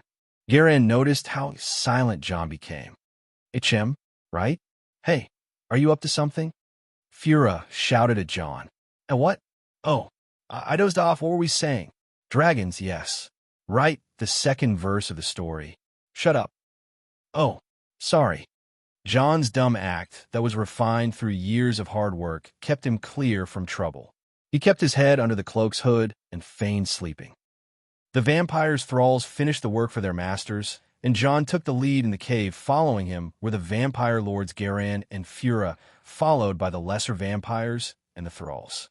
Being non-vampires, the thralls were used as a meat shield whenever there was a trap detected. John had no remorse for the thralls despite being humans too. This thing was that thralls were originally bandits attacked by vampires and used to add up to the force of the vampire by being hypnotized with the vampire's eyes. Once the cavern ended and the ruins started to appear, Garan started nodding to himself. These are Nordic ruins indeed. If I am not wrong, this should be Dim Hollow Crypt. So the so-called child of prophecy was right? We'll find an elder scroll here? Fura asked. That is yet to be seen. Garan urged the team forward. Sure enough, as any other Nordic tomb, the place was infested with draugrs, deadly traps, and sometimes giant spiders. John was casually moving around, navigating through Nefertiti's guiding from the shadow world. She could discover traps or enemies a day away, so the trip in the crypt was smooth. As the excavation team spent almost half a day exploring the crypt, they finally arrived in a large room that can almost take an Olympic stadium inside it. John pointed out the traps and walked to the balcony overlooking the room. This is way better than I ever thought. Fura was amazed by the sight. The room wasn't just large, it had a deep bottom and a high ceiling. In the bottom, water submerged the floor and a high circular platform was built. This platform had a strange architecture that can only be seen in Castle Folkihar. John walked down the balcony and crossed the bridge across the room to the platform. There is no enemies on this side of the room. What is this place? Fura asked. Here lies the Elder Scroll and another ancient vampire. John said. You sure? Only one way to find out. John looked around the circular platform that was made of dark stone and found all the key parts about it. The floor was carved in circles, and there were braziers and a small altar in the center. What now? John didn't reply as he walked to one of the thralls and dragged him by his nape to the center. The vampires frowned as they didn't like John's attitude acting out of line, but none stopped him. Anticipating what was going to happen, John held the man and carried him high with his two hands, then slammed him on the altar. With the impact, the altar reacted and a sharp head grew from it, skewering the thrall and draining some blood. With that, the carving on the floor started to show signs of change, and harmless purple flames appeared on them in a certain pattern. A puzzle? This should be easy, Garan said as he started thinking, but John was already solving it, which irritated the vampire. He moved the braziers to follow the trail of the purple flames, and each time the flames started to take another pattern, which he had to follow. From the center to the outside back to the center, the puzzle was already solved. The floor of the platform shook, the areas around its center started to sink down. The ones standing on the edges of the platform fell from it to undefined fate, and the ones in the middle held to the ground. The central altar started to rise, showing a thick monolith under it, and the monolith's surface showed signs of opening. As John went forward to check it out, the two vampire lords pushed John back and stood in front of the monolith in anticipation.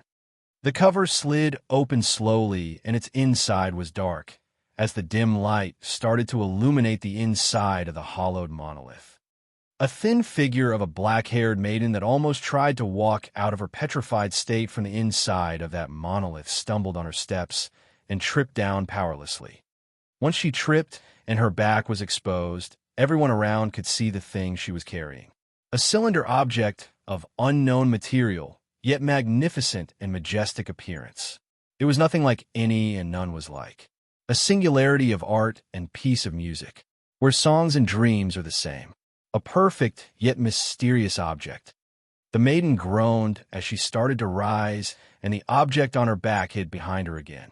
She stood up while staggering and examined the people around her. A dark elf man with short hair in a familiar dress. A Nord woman with a great sword and wary expressions. A large man in a black cloak with a curious aura around him, with blue eyes gleaming from under his hood, and a bunch of minor characters behind them. The people who saw the girl were gratified by her appearance. She was averse in the law of beauty, even though she was pale and thin. Well-shaped features, beautiful arched eyes, and hints of royalty in each detail about her. Few could make people feel inferior around them, and that girl's appearance was already putting a large amount of pressure on the vampires around, without even a single hint of energy leaking from her. Who sent you? The girl spoke in a dry voice.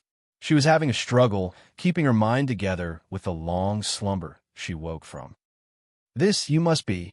Before the dark elf could say anything, a drop of blood came from above and descended down on the girl's cheek. It was from the corpse of the thrall that John used to activate the puzzle. John saw that, and his lips arched up in a smile. The girl's face started to turn. There was beauty no more.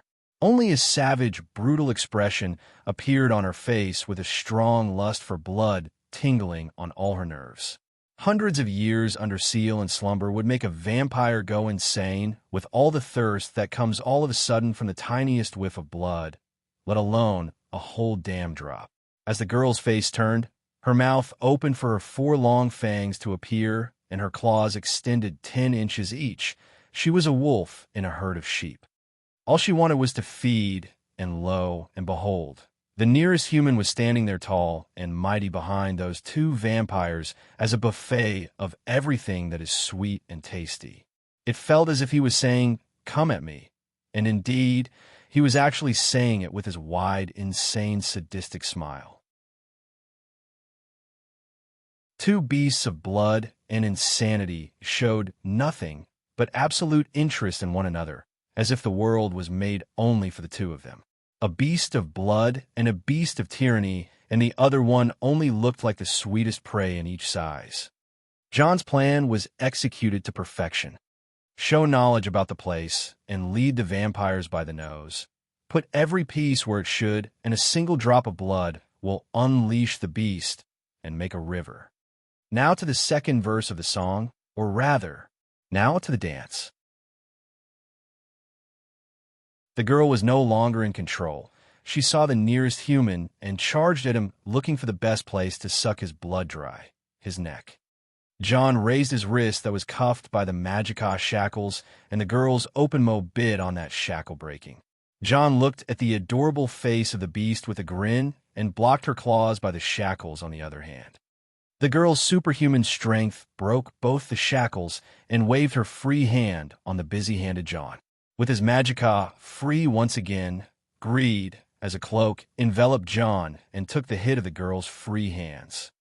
To everyone's surprise, the supposed-to-be void cloak got shredded to 6 pieces horizontally without any resistance. The man inside the cloak was now nothing but 6 pieces cut by 5 sharp claws, but that was not the case. As soon as the cloak pieces fell down, there were no blood or flesh shreds to be witnessed. Only the cold sound of the shackles falling on the ground woke the surrounding from its daze. Everyone, including the girl, looked left and right to where John, maybe only to hear footsteps from the other side across the room. The large figure was walking with ease in a mighty-looking suit of armor. It was the Fokihar Knight armor, a modded armor John installed in his past life and found it in the armory of Castle Fokihar. It suited him like nothing else. The same design as the Fokihar vampires' dresses, with extra material of metal on the arms and vital parts. The armor was a piece of art.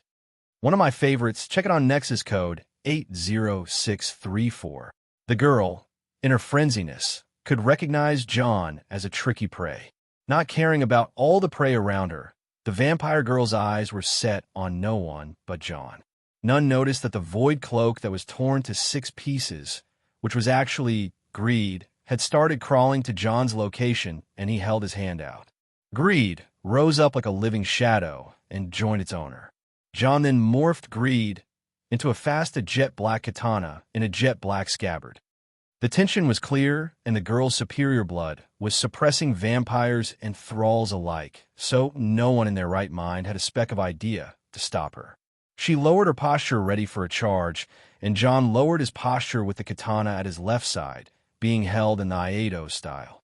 Aido style is a style that emphasizes being aware and capable of quickly drawing the sword and responding to a sudden attack. With his aura unleashed, his left hand holding the scabbard and his right hovering above the handle. John drew the sword with the girl's charge, and a collision was heard. She was on the other side behind John, and he has already drawn his sword in full. Both of them has avoided the other's attack, but looking at the girl, she was clearly tricked. John's scabbard was the real weapon all along. Once the girl passed him, the scabbard extended and stabbed the girl from behind her knee, but to no avail. She was too strong to get even injured like that. John didn't have much hope anyway. He just wanted the weakened vampire girl to exhaust her power completely. That was his goal. The girl turned around like a beast with no focus in her eyes and waved her hands left and right at John. He responded with every slash calmly and kept using the scabbard as a defensive part and sometimes offensive. The speed of their movements was insane, and only Fura and Garan were able to keep up with their eyes. Maybe the girl was still weak, and the human is shockingly stronger than they thought, but the two vampires knew they shouldn't interfere in such a fast-paced battle, or they may injure themselves, or worse, injure the berserking girl. Those poor souls who were not able to get away from the scale of the fight were mercilessly cut by either John's blade or the girl's claws. John kept taking distances and sheathed the sword each time he got away to perform an Iaido-style attack. Outwardly, he was acting cool, but inwardly he was shocked by the girl's strength. He had some standards for a noble vampire in his mind, but he found that the girl is far more powerful than just what she is capable of showing right now. Maybe lack of training or lack of food caused her to this bad at fighting. It still meant that he needs to weaken her more than he planned. He also discovered one more thing. Harkon may be an ancient vampire, but he is just another vampire lord. This girl was on a whole different level. She is an original vampire, a daughter of Cold Harbor. With the rise of John's estimation, so did his tactic. His hands started casting spells on a fast pace around the girl, who seemed to be going to charge any moment. As the girl moved, she seemed to be able to see through the traps John put around her and avoided with a very unrefined footwork technique. John saw through her movements, and his thumb behind the katana's tsuka guard launched the sword-like bolt towards the girl. The katana flew backward, and its kashira, pommel, crashed in the girl's forehead, causing her to halt for a second enough for John to arrive and kick the girl towards the traps he laid. Just as she landed on the runes, a hand made of lightning launched off and grabbed her leg. Another trap was unleashed, and another hand of lightning grabbed another limb. Each trap was actually an electro hand, spell, and all caught the girl on a rapid pace. John cast his magic and empowered the traps to catch the girl in space from all four. She was kept hanged like that and started moving violently to break free, yet to no avail. John was already in control. Before he could do anything, a blade was already on his neck, and 5 pairs of claws were holding him. That's enough. Fura and Garan finally got the chance to stop the fight. Took you long enough. What's the deal with the lass? John spoke. Well, it is your mess that she caught a whiff of blood. Now, look around. We ran out of thralls just by your little rampage. Fura said, I wasn't the one who made such a puzzle. Now deal with her, and let's be on our way. John replied, You can't deal with her. She is not a normal vampire. Garan said, John feigned ignorance. Fura and Garan got away from John. You need to give her your blood, mortal. What? My blood? John acted angrily. My deal with Lord Harkon was for none of you fuck faces to even put a scratch on me. Now you want my blood? A blood potion won't do with her state. We need fresh blood. If you kept one thrall alive in the fight, then we should have avoided that. Now deal with it. Return her to her right mind before her powers return with more thirst, and she kills us all. Fura said, Damn it. Despite the unwillingness he showed, it was perfectly what he wanted. He was planning for this all along. Weaken the girl both mentally and physically, eliminate any possible blood donors, then give her the blood. It won't enthrall her, but it will be enough for the next plan. John controlled the hands of lightning and pinned the girl down, then walked to her. Her monstrous face was glaring at him in frenzy. Now, all that frowning is bad for your skin. I'll give you my blood, but on my terms. No funny moves. John held the girl's face up, and with nothing but his will, a small wound opened on his palm. His blood flowed down in an unnatural form, as if he was controlling it himself. It flowed through the girl's lips down to her mouth. Slowly and carefully, John almost emptied a full liter of his own blood before the girl calms down and revert to her natural face. John dispelled traps and held the girl down. She was collapsing, slowly supported by his hands. Drenched in sweat, the berserk state must have drained her stamina a lot. John could only smile as he looked at the beautiful face of that girl. A silly idea came to his head, and thought that she is both the beauty and the beast. Funny, he also considered himself a beauty and a beast. What match? He only caressed her forehead with an unintentional grin forming on his face. Welcome home, serene. Spoilers ahead. Lore research. Is serene really 4,233 years old? Here's why I don't think so. This is based on the game events, not the novel. Mostly the one who played the game. So, the abandoned ship of spoilers. First reason. While she herself was taken aback by the existence of an empire in Cyrodiil.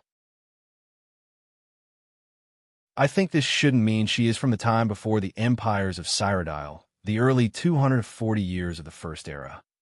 Also, according to the wiki, their empires in Cyrodiil were established and dissolved on those dates. Alessian Empire, 1 E242, 1 E2331. Reman Empire, 1 E2703, 1 E2920.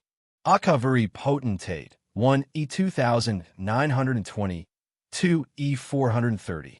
Septim Empire, 2 E854, 4 E0. Mede Empire, 4 E29 to date. We have a lot of gaps between the empires. 372 years between the Alessian and Reman, and 854 between Reman and Septim. I'm talking about the chance that the Folkihar folk are not from the pre-Alessian period, because let's face it, those 242 years were very busy for Nords conquering Morrowind and High Rock with all the kings recorded, and before it was the Merethic era when the Atmarin were just arriving. Serene and her family are Nords, but the thing about them being that old, 4233, is too far-fetched. Second reason. One of the most notable vampires in Folkihar clan is Vingalmo, the High Elf. He is the first person the player and Serene meet after entering Castle Folkihar together, and he recognizes Serene with the first glance. After talking with Vingalmo afterward, he mentions that he used to be a Thalmor. The Thalmor first appeared with the founding of the first Almarai Dominion by Queen Erenir II E580, right between the Reman and the Septim empires. There was a second Almarai Dominion between 2E830 and 2E895, but that was short-lived and got crushed by Tiber Septim, and the third Almarai Dominion is very recent and doesn't fit Harkon's being an ancient king. By that, Vingalmo should be either a remnant of the first or a survivor of the second, cutting Serene's age to either around 972 or 726. Conflict 1. Whether it is true or false, there's a strong conflict with the story of the undead dragon in the Soul Cairn, Durnavir. He claimed to be a dragon from the time when dragons fought for power and territory, and that's either the early First Era or the late prehistoric Merethic era when the dragon cult existed in Skyrim. After he traveled to the Soul Crane and met with the Ideal Masters, Durnavir was tasked with keeping Valerica imprisoned, which was a trick as both were immortals, and Durnavir was doomed to serve the Ideal Masters for eternity. This conflicts with my reasons, but I think there is more to Durnavir's story than what we were told, and guess what? Dragons appeared in the Second Era. The Elder Scrolls Online newest DLC is called Elsewhere, and it is filled with dragons, so let's hope we are right about this one. By my delicate observations, I find it more satisfying to have a 900 to 700 years old damsel, ignoring what Molag Bal did, over a 4001. Don't ask me why. Of course, the Dongar DLC was badly written and all. I mean, 3 Elder Scrolls for a mere sunscreen prophecy, damn it. But that can't stop us from doing thirsty research on our best waifu's real age. Now someone come with Ser Marin's face saying too old, and Eid Mubarak.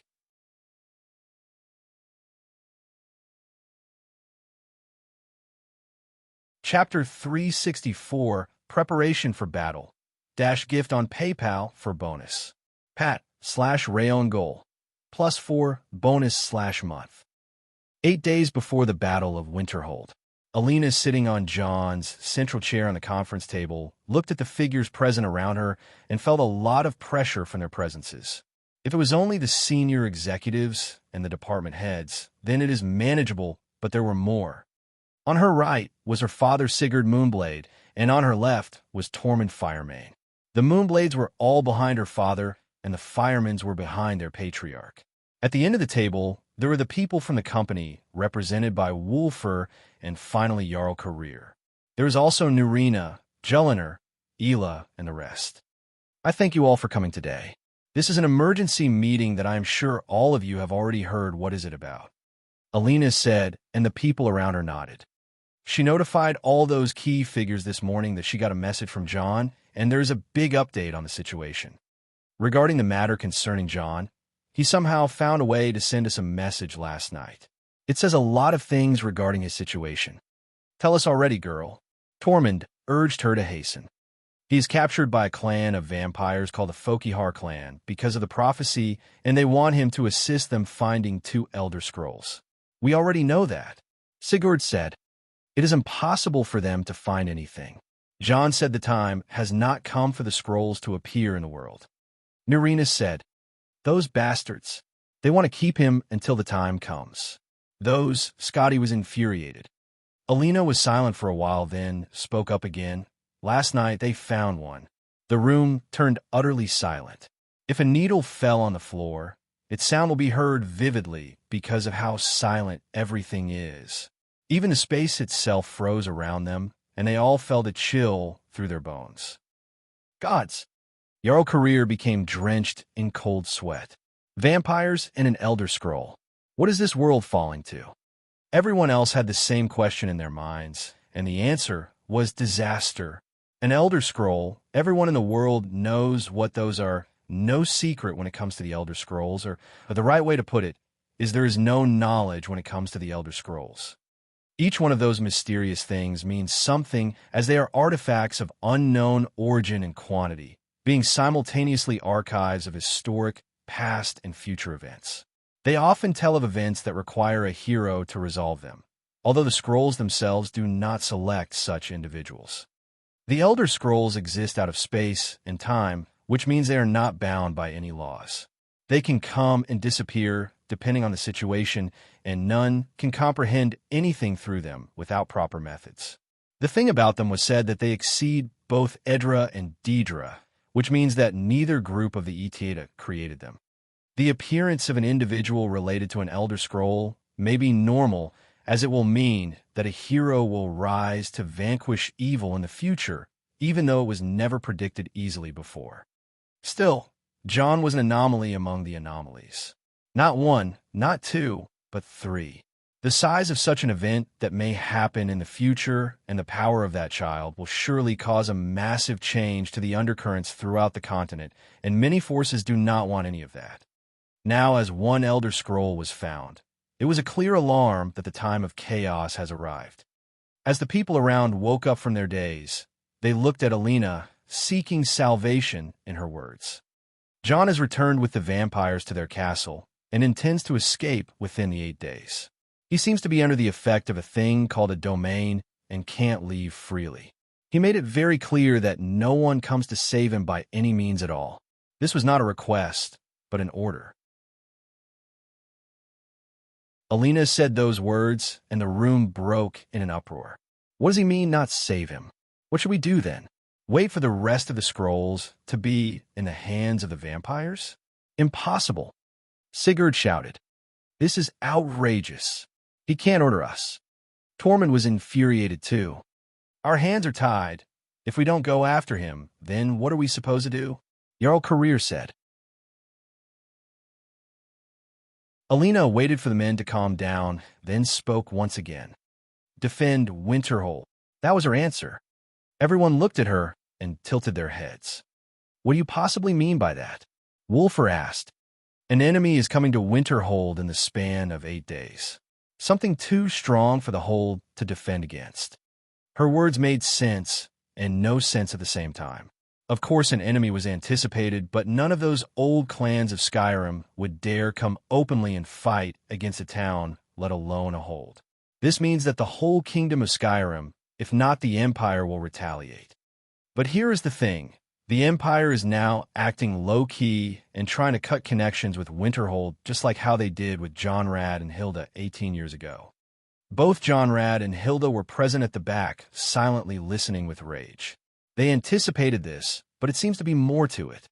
According to our intel gathering partners in Solitude, Castle Duar has issued an order to not interfere with us, and the Thalmor are holding meetings with the clans. Alina said, outrageous. They can't come openly and wage war in Skyrim. Tormund slammed the table. They can, under one condition. Someone spoke. Everyone looked towards the direction of Jarl Career, who seemed to have figured out something. Many years ago, when the Blood Horkers were, they attacked the town when it was weak, and neither the Empire nor the kingdom retaliated to them. Do you know why? All looked at him, waiting for an answer. There was no banner, there was no time. The hour they came was the hour they left. What they did was overwhelming Winterhold so fast that none had the time to pick up arms. Afterward, none could pin the crime on them. No one had any evidence. If they want to attack us, then they should do it that way, or the world itself will be after them. Jarl Career was right. An attack that sweeps over Winterhold City and Neo-Sarthal Fort like nothing means to use an absolute brute force. The meaning of this was an imminent disaster approaching. With Career's explanation and Alina news about the Elder Scroll, this was pretty much a disaster. How did Jon find out? Wolfer asked. Alina smiled bitterly. She was about to drop another bomb to answer that question. The Daedric Prince, Azura. Those who felt their heads go numb from the 2 previous pieces of information were slapped so hard that they jumped out of their chairs. Azura. Nurina was frozen the moment she heard the word. The old gods. Why are the Daedra involved in this? Jord asked Alina. Alina smiled bitterly and looked at the light screen at her hand that contained Jon's message. There is that thing called the Labor, a series of trials set by the Daedra for mortals to atone or serve a certain purpose. Alina said. The room became silent. It is the sport of the Daedra. Nurina said. Something to do to pass time with or achieve a certain goal. Her voice was shaking as she said so. The word Daedra was the reason Jon had to hide many things from Nurina, as she didn't cope with the word Daedra well. I labored once. Jonrad said. Everyone turned to look at him. What are you talking about? Even Hilda, who was all silent, asked. After we separated, I made a deal with the Daedric Prince Bothia to save my own hide. Came across my friend Glemmet in High Rock and followed him around for a labor regarding the Dark Brotherhood. Nothing I wish to remember. The history with the Daedra in the family seemed to be deeper than what anyone could think of. What about Jon? Which Daedra is he laboring for, and how many labors has he fulfilled? Jonrad asked. Jon is laboring for Azura. He fulfilled 3 labors. The first was to save a laborer and his friend Jon Battleborn from Sheogorath. The second was to save Wolfer from the Forsworn, and the third seemed to have involved Molag Bal, was to massacre the Forsworn to remove a certain curse they put on him. It was clearly the reason why he had to do, that torture. Alina was referring to the Blood Eagle ritual that Jon performed. The names of Azura, Sheogorath, and Molag Bal were enough to call it a day for all the people around. Nurina held her head and started growling. It is all coming over again, right? It is coming after me again. She seemed to be distressed. Fear not about Jon, for he is capable of dealing with things none of you are. A soothing voice echoed in the room. It was Jellinar, who was seated on her chair and seemed to be recovering slowly. She continued. Vermina and her realm didn't stop him from fishing us from oblivion. Herson could not turn him into a creature of the hunt, and Hermias Mora couldn't swallow him through his books. If it is Azura, then nothing to worry about shall come. All looked at Jellinar with a dubious look. Ever since she started recovering, Her mind was not normally with her. She would sleep and dream a lot about roses and cities that never existed in this world. None could understand what is going with her, but she was actually very healthy. In that mystic state of hers, she would say words and foresee things outside the perception of normal people. Being a little appeased, gazes turned back to Alina again. This was all regarding John. We will have to come up with countermeasures for a bitter defensive battle. She said, "What are your thoughts?" Her father asked her, knowing his daughter's knack for battles. Winterhold is a tough hold, and our position is advantageous. From the north, none can face the Dare fleet anymore. From the south, Ulfric won't let anyone pass, let alone the Imperial fort, and the long way under the mountain is a suicide for an army to march on, as we can rain them with rocks all along the mountain range. From the east, we have an exposed wasteland that they can never use for battle. This leaves the west as the only battlefield available in Winterhold, and the place where Neo-Sarthal was positioned to protect. This is where they will swarm from. We expect voice masters and Thalmor mages rather than siege engines. The numbers of the enemy are a bit out of our estimations, but we can guess that they will be more 10,000 if they want to take us in a full swoop. The company has its forces, which are publicly estimated as 1,000 trooper, and both the firemen's and the Moonblades are expected to be 2,000 at most. The whole guard are around 2,000, but we can only muster 1,000. This makes the total 4,000. Alina's initial estimation was bleak. Everyone knows that the Dare Dragon Company is hoarding soldiers, and Alina hid the number, which reaches 5,000 trooper. The true estimation should be 8,000 against 10,000. The odds seemed fair, but that was not completely true. A lot of hidden beasts were in the clans, and the Thalmor will sure send a force with the power to rival all the masters of the Firemen's, the Moonblades, and the Dare Dragon Company. It was a hot mess for sure. This means Tormund looked at Sigurd. "No, we are not." Sigurd jumped up. "Father," Alina interrupted Sigurd. "You have to." What they were talking about was the Moonblades abandoning their fort, which was a mountain on the west of Winterhold. If they got besieged in their ancestral home, then a disaster will strike the great clan. "Alina, this is our ancestors' home." "Your mother," Sigurd said. "Father, I am sure the dead can't be honored if we do not keep living. Staying home is a suicide. You should retreat with all the clan to Sarthal.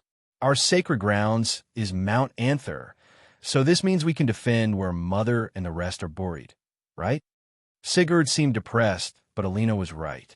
The dead can't be remembered if no living was left. Alina sighed and stood. "John has a plan."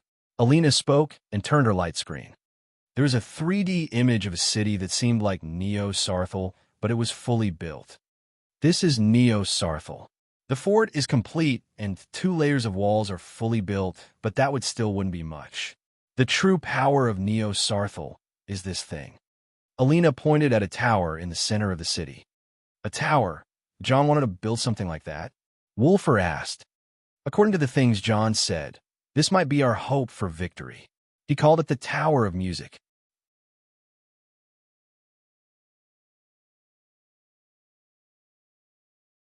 Chapter 365, The Unfortunate Dremora. 7 days until the Battle of Winterhold. For a full day after his return, John was locked up in a room he picked by the orders of Harkon. It seems an old father wanted a reunion with his daughter alone, away from distractions, especially a John-level distraction. John couldn't hide his worry alone in the room. He may have some agents among the vampires, but he needed to go forward with the plan fast. Getting delayed for a full day was not in his calculations. Still, he started working on his own projects in the time being. As he can log into the system now and can freely access the cube, he started seeing what he needed to escape. Other than Molag's mace, which had no big effect on undead, there was the Wabbajack, which John wasn't going to rely on against the vampires, and there was the Skull of Corruption, which was also useless because vampires rarely sleep in their coffins. He sat on the floor of the empty room and started massaging the place where his left foot should have been, as well as the couple of fingers he lost, and then applied the ointment on his face, which wasn't going to heal more than that. John sighed as he was sure that the damage has long since got imprinted on his astral body. He could just try to reconstruct it later, or maybe add a pair of wings to his astral body, so they grow on his real body. No, bad idea. Maybe morph into a cat. Nope, he is still an unworthy human. He could only pass boredom by going through his research on the Eldergleam branch and what he should use it for. Nefertiti would come out every now and then to distract him, and he keeps stroking her until he suddenly had a good idea. Zykel. John called for the Dremora. The call should have been enough to summon Zykel, but the Daedra seemed not responsive. John had left a blood tag on Zykel, so he used Conjure Dremora on the tag directly. Space distorted and Zykel appeared. He was wearing a cheap armor and holding a spear. Mortal, what do you want? Unsummon me now. Have you lost your brain, shithead? How dare you talk to me that way? John gave Zykel the tyrant aura to finally get a taste for the first time. Zykel started trembling in his place. Mortal, no one told me you were this powerful.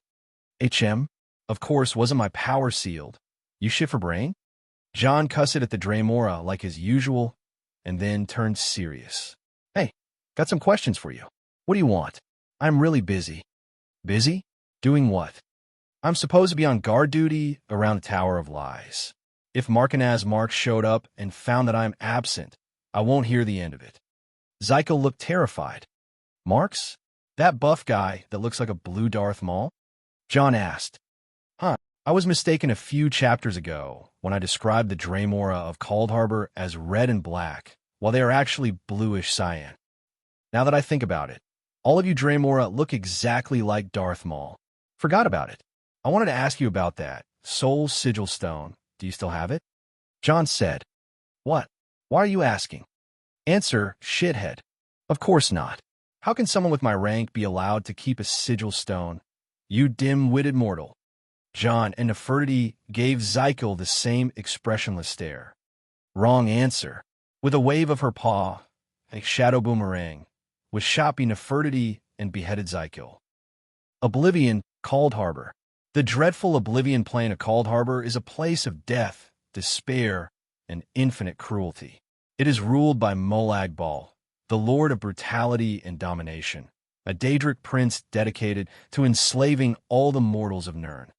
The realm is nothing but a gloomy wasteland of dead forests, dark skies, endless ruins, massive fortresses, azure plasm pools, as well as hordes of evil Daedric creatures and soul-shriven slaves. The azure plasm is a substance that forms rivers and lakes around Cold Harbor. This plasm was, in fact, the chaotic creatia of Cold Harbor where the Daedra that died were formed from.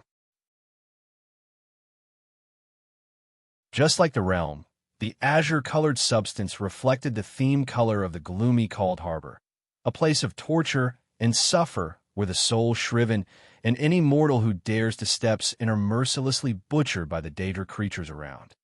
In a certain azure plasm pool around the Tower of Lies, a certain popping sound was heard and a figure crawled out of it which seemed to be a Dremora Kinvil. Damn you mortal, and that black animal. They're on my list, damn it. Kinvil is the third rank from below, only superior to Churl and Caitiff in the Dremora community.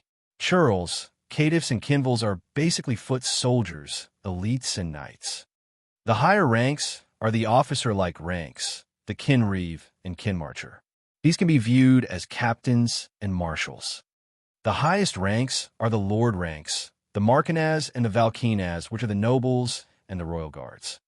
The Kinvil that walked out of the azure plasm pool was the head of the guard on the outskirts of the Tower of Lies, where the mortal slaves come to mine until they become defective.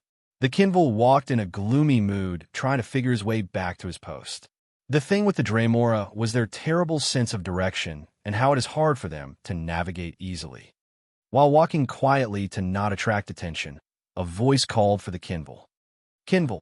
The Kinvil froze in his place and looked backwards slowly to the mighty Dremora that approached him. Kinreeve Verkerl. So, Zykel. The Kinreeve snorted, straying from your post when on duty again. It's the scathed pits for you, my lad. Kinvil Zykel jumped from his place, but, Kinreeve, I couldn't help it. I was summoned to Nirn by a mortal. The Kinreeve's face twisted in a mean smile and smacked the Kinvil on the back. And that'll be an extra shift scathing for telling such a hornless lie. Also, Markanaz Mars was looking for you, so the scathing will be after that. Now march, Zykel, march. Left, left, left, right, left. Zykel couldn't help but follow Kinreeve Verkerl that usually bullied him. The thing with Zykel was that he was not the brightest Draymore, even among the low ranks, which made him quite the popular target for bullying. More than a month ago, when Lord Molagbal issued an assignment for Markanaz Marks to send someone to babysit a mortal in Nirn, most of the Draymora managed to pin the task on the unfortunate Kinvil. That's how Zykel was thrown into the clutches of John Dare, the keeper of the Lord's Mace. Being unfortunate enough to follow a mortal, Zykel was tormented day and night. It was normal for those Draymora who fall into a conjuration accident and get bound by a mortal mage. They become a laughingstock for days. Zykel was one of the popular Draymora in the conjuration accident. When he was created for the first time about 200 years ago, he was conjured not long after he became a proper churl. He still remembers the scene of the dark elf child that conjured him and how he was broken in a flick of a finger. That shorty dark elf child stood so proud of herself and pointed at the Draymora with her staff shouting, "Submit, foul Deidre. You are in the presence of the great Nurina Arin." The shame and bitterness which that day brought to him were unspeakable. Another dark elf woman appeared and started teaching the child how to torture the Draymora if they did not submit. In front of the child, the Draymora may have managed to put some resistance, but the woman broke him to pieces. It was one of the saddest moments of his life. Zykel couldn't help but growl inside. The dark elf woman and child, Kinreeve Verkerl, the mortal John Dare, and his cat. All of you sorry people are on my list. Huh, even that bastard Marks. Markanaz or not, he's also on the list.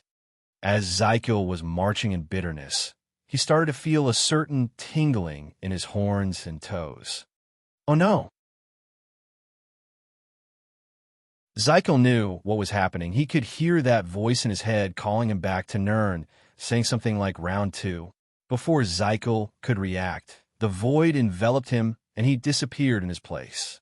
Kinreeve Verkerl looked behind him to not find a single trace of Zykel. Huh, sneaking away, huh? I think we will need more than just a scathing pit, Zykel. Nirn, Castle Folkihar. My daughter, I trust that you had a tough time waking up yesterday. Do you feel well now? In a certain chamber in Castle Folkihar, Lord Harkon had a one-sided conversation with a certain girl who sat on a chair, holding to a goblet filled with high-quality blood. She sipped on it slowly and enjoyed the taste. Yes, father, I feel well. Fine. For the scroll's safe return and yours, I wish that your treacherous mother would be here to see this reunion. Harkon said as he patted on the Elder Scroll of the Sun. Ever since the return of his daughter Serena, Lord Harkon was more lively than ever, if the word lively was fitting to describe a vampire. He took hold of the Elder Scroll and kept looking to its mystic patterns. Something about the Elder Scrolls was mind-soothing and calming when looking at its exterior, one of the mysteries that a few could understand. Lord Harkon was surely drawn with all his senses to the Elder Scroll as he sat to the opposite chair to his daughter. She looked at him meaningfully before looking away again. So, quite the time, huh? She said. Yes, quite the time. Harkon replied with no focus. Serana's eyes looked scanned around her room with a nostalgic look. Something was annoyingly familiar, as if no time has passed in this place. It should be reassuring that not much has changed in the span of the centuries she spent under seal, but knowing that nothing has changed just got to her head right away. Nothing changed in the end. The same castle, the same blood, the same system of her father and his underlings. It was as if she went to sleep in her coffin at day and woke up the next night. Her mind kept searching for any changes, from the same obsessions of her father about the prophecy that ruined her family to the stubbornness of her mother, who stood against the prophecy, to her own situation between the pulling and pushing between her mother and father. Why would anything change? No, there was that anomaly that made Serana wonder, why is there a mortal living in the quarters and not in the cattle pen? Since when do we allow mortals to stay in the quarters? She asked. Harkon seemed annoyed by her questions and looked towards her for a second to gather his thoughts. Oh, the mortal, right? He is a helper, someone with the ability to find my Elder Scrolls. He was the one who located you. A bit irritating, but he will be taught his place after he is of no use, of course, after he laid his dirty hands on you. So that's how it was, Serana thought. A mortal that can find Elder Scrolls? Mother said that the scrolls can't be tracked by normal means and no magic can affect them. How is that possible? Tracking an Elder Scroll? She asked. Some sort of prophecy, Harkon said with annoyance. A frown appeared on Serana's face as she looked to her father. Another child of prophecy? Another? Harkon averted his eyes from the scroll to check his daughter's change of mood. He understood right away. Yes, another one like you, actually not like you. He is immortal, and you are my child. You are destined for greatness, daughter. Harkon was a lousy liar only because he doesn't even bother putting any effort when lying. His age and status made him disregard any worry about telling or not telling the truth. A level of self-importance that can be irritating like none other. The deal with Serana and the child of prophecy thing is that she was always that told those words by her father. He relied on her solely to complete the prophecy of the sun's tyranny, as only the blood of a daughter of Cold Harbor will blind the eye of the dragon. Hearing that another child of prophecy is around made her quite irritated for a reason.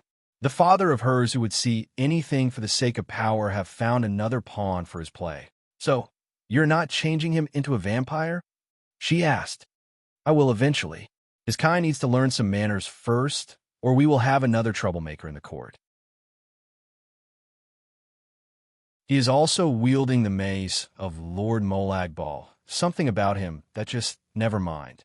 I should leave you to rest. Harkon seemed to not be able to find any peace beside Serana to examine the scroll. He simply took it and walked away. Father, Serana called. I found a way to Mather's lab blocked with rubble. Is there any? And I rather if it stays that way. Harkon cut her words. He looked annoyed as he looked back at his daughter. Your mother took what I value the most and abandoned this place. I don't even care about her as long as I can get back what is dear to me. He then left and closed the door behind him. She was left alone with the sweet taste of blood in her mouth, getting spoiled by the bitterness of her mood. He said what he values the most was taken from him, but then he said that what is dear to him is still not back. Of course. How could she think of it any other way? Aren't everyone are just means to an end in the grand scheme of things? Serana was urged up on her feet by nothing other than the mere force of annoyance. She just stood up with ragged breath and an agonizing storm of negative emotions. She, who was kept behind closed doors all her life as the princess of Clan Fokihar, could do nothing but be what her elders wanted her to be. A protected child? Okay. A child of prophecy? Okay. A mean to topple the world's order upside down? Okay. Get sealed for hundreds of years? Okay. And now what? She had nothing to do but to wait for another ordeal to be put in the center off. Cooling of her head with a sigh and a sip of blood, Serana decided to at least have a walk in the castle and see if there was anything to do now that the laboratory was sealed. Her room was close to the main hall, as she could see it through the balcony after her room. The walked slowly begging for something interesting to appear, and it was not her sight by her ears that picked something. A strange, undefined, fast-paced, incomprehensible music. She walked to the direction of the sound and arrived at a room at the end of the quarter's hallway. There was not just music, but also the sound of bashing and screaming, yet it was blocked by that music. Serana opened the door and looked in. 3 pairs of eyes turned to her. A human, a large cat, and a Dremora. A rather unusual group were in a rather comical situation. The Dremora was hanged by its arms by some black chains held by the large cat, while the human was punching him as some sort of interrogation or torture. Oh, sorry for the mess. The human stopped the music and turned to the girl while cleaning his hands with a towel. She looked at the aura around him, and something was rather curious or tasty. You must be Serana. I am John. He smiled to the girl brightly and offered a handshake. As she awkwardly shook his hand, he spoke once again. Now you must be thinking, this is that situation when an easygoing, confident, adventurous red-haired boy stumbled upon a castle of an ancient vampire lord whose daughter is a gentle, smart, curious black-haired girl. Then you are right. Except for the part about this being a hotel. I don't think Uncle Dracula out there is open for guests. I mean, hotel, Folkyhar? Now that I say it out loud, it doesn't sound that bad, don't you think?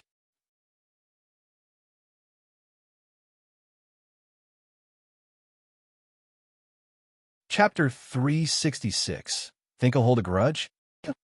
Dash. 6 days until the Battle of Winterhold. 2 chairs, 1 room, a Dremora hang from the wall by a cat, a vampire girl, and a human boy. Weird, right? Yeah. The boy and the girl looked at each other. The boy was not that curious, but the girl was trying to point something out about the boy. Something clearly unusual. Is it the face? The boy pointed to the left side of his face. I know it is a bit damaged, but is it what is bothering you? Wha? No. I mean, you look much better than lesser vampires. Oh, good. So is it how handsome I am? The boy pointed to the undamaged side of his face. No, you look good, though, despite, the damage. Oh, thanks. So, is it my choice of music? I like Mozart whenever I am torturing someone. Actually, I like Mozart whenever I am doing anything. I'll pretend I know what is that. Good call. So, to what do we owe the pleasure?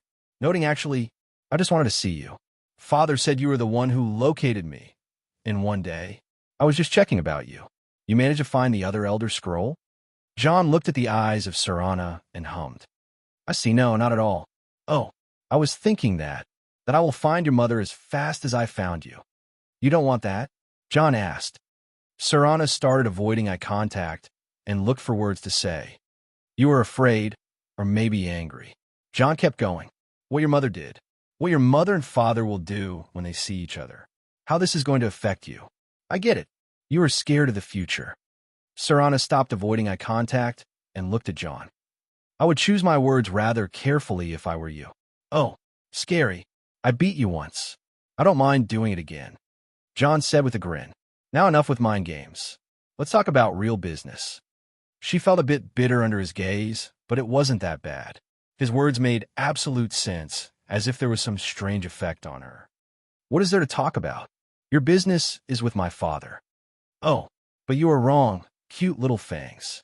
My real business is with no one here other than you. Cute little fangs? You are totally missing the point here. No, I'm taking it one at a time. Serana started to get annoyed. And what business can you have with someone you met for the first time? Simple. John pulled the chair closer to Serana. I need your help, and you need mine. Help? Exactly. What kind of help? As I said, the kind you need. John said and explained. You don't want me to find your mother, right? I can do that. Serana looked to John right in the eye. Are you aware of what you were saying? Very.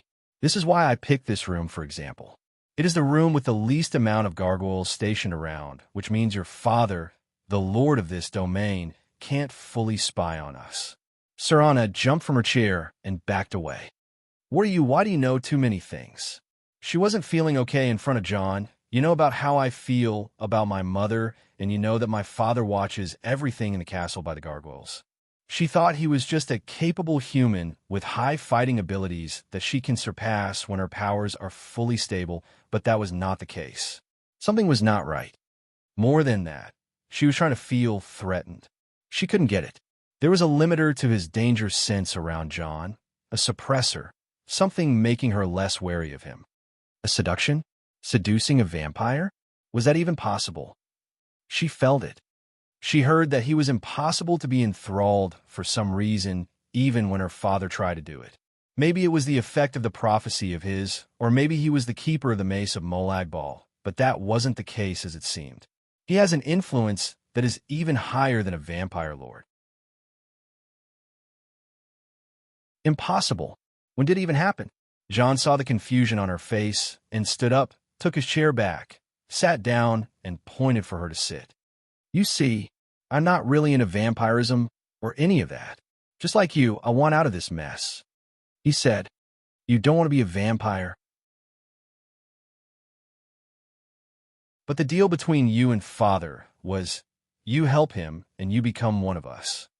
John shook his head. The thing is about me is I cultivate my essence energy, which is located in the soul, so I can get more powerful both physically and magically.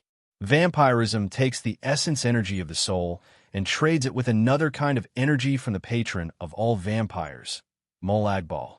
To cure vampirism, one needs a black soul gem, which contains the essence of a normal mortal and switches that essence with the vampiric essence, which makes the vampirism go away. The thing about me is that if I became a vampire, I will lose all the essence that I cultivated so far, and that includes the power that comes with it. I will be rendered useless if I ever become a vampire. On the other hand, I am forced to find the other Elder Scroll for your father, then become a vampire, else he will kill me, as he trusts no mortals. You see my options now? John explained his situation for Serana.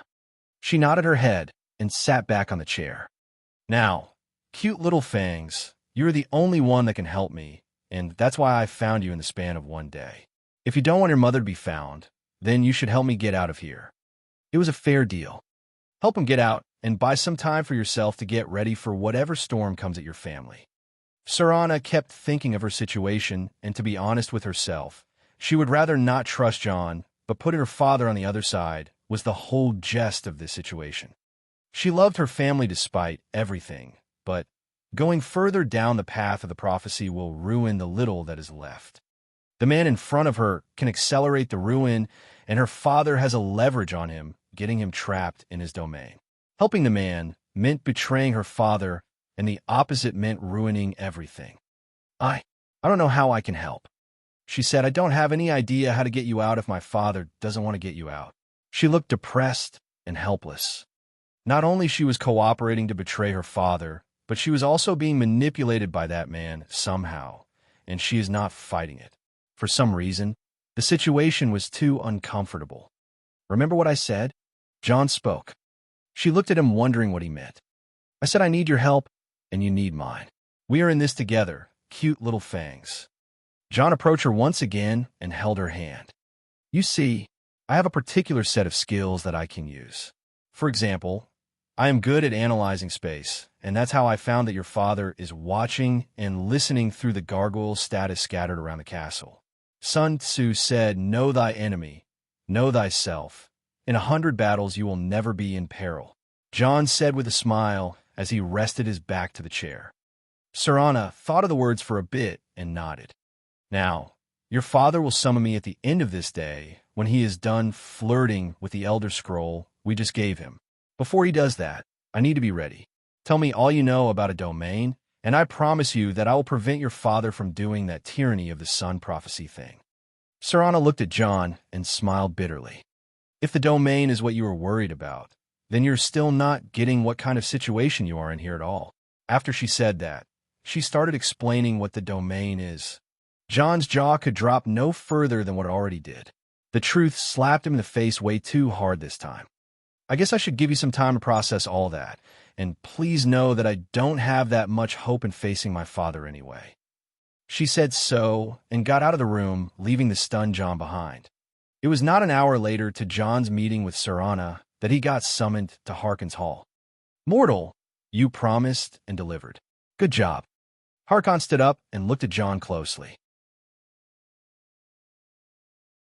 For returning the Elder Scroll and my daughter to me, I can never thank you enough, but as we agreed, your reward will come after you find my other Elder Scrolls. Harkon said as he smiled coldly at John. Scrolls. John tilted his head. Our deal was to get you one more Elder Scroll, the one your wife hid. Harkon nodded with a hint of self-confidence and scanned the vampires around him. As you can see, I have come to the conclusion that the 3 Elder Scrolls you were prophesied with are all important. Having 3 is better than having 2, and in the end, it changes nothing. You are becoming one of us after this is over, right?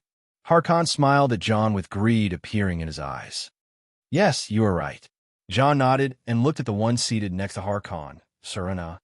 She seemed troubled in regards to her father's attitude. Harkon noticed the look between them and smiled slyly. As for the third Elder Scroll that we didn't agree on prior to this conversation, I will offer you a more befitting reward. Harkon pointed to the seat next to Serana's on the other side. John and Serana, no. Everyone in the room blinked. This was clear as day. Harkon was using his daughter as a bargaining chip to keep control over both her and John. John's didn't change, and he kept looking at Harkon without saying anything, but it was Serana's expressions that became sunken. She was being used again. The infuriating feeling about being seen as a bargaining chip was unbearable. On the other hand, many other vampires were looking at John with murderous glares. He didn't even join the court of Lord Harkon, and is clearly immortal, yet that prey is being offered the seat next to the Lord's daughter. It was blasphemy in their eyes. Still, John could find the yellow smile fitting for the situation. I guess I will take you for your offer, Lord Harkon. That's how he replied. Splendid. Harkon replied, Now, how we find the next Elder Scroll? Not here. The reply rendered people speechless. Not here, Harkon questioned. On a cosmological scale, yes. I see. That again. First time when John answered that question, he said here referring to the mortal world, Mundus. So, Harkon questioned. Clearly in oblivion. Oh, fine then. Harkon seemed oddly understanding. Do you know where exactly? Don't you remember that I once said we met a little bit too early? Well, as you see, I need some sort of sign that is supposed to come in the future. The only thing we can do now is either sit tight and wait for that future, or go turn every rock in oblivion. What John said didn't make only Harkon and his vampires question his sanity, but Serana as well. Turn every rock in oblivion? Oblivion refers to the myriad realms of chaos ruled by the Daedra or not ruled by the Daedra. Last time someone bothered about counting those realms has reached 37,000. John was saying that Harkon should go and turn every rock in 39,000 different worlds. Certainly, there were nicer ways to say go fuck yourself, yet John said it with a very natural face. Still, the person who recovered from that statement first was Harkon. Interesting, he said as he rested his back to his seat with a wide smile. I think I have a solution to this situation. John furrowed his brows, trying to get what diabolical solution or torture method this vampire lord came up with. Harkon walked away from the hall, leaving everyone behind waiting in silence. John felt bad about the situation, especially when Serana started covering her forehead with her palm. Something is changing. Nefertiti detected some changes in the space around the domain, and John raised guard immediately. He looked around, but the vampires were smiling at him with a laid-back attitude. He felt the space and void around him turn in circles, and a sudden urge to puke struck him. His head started spinning, and his breathing became haggard.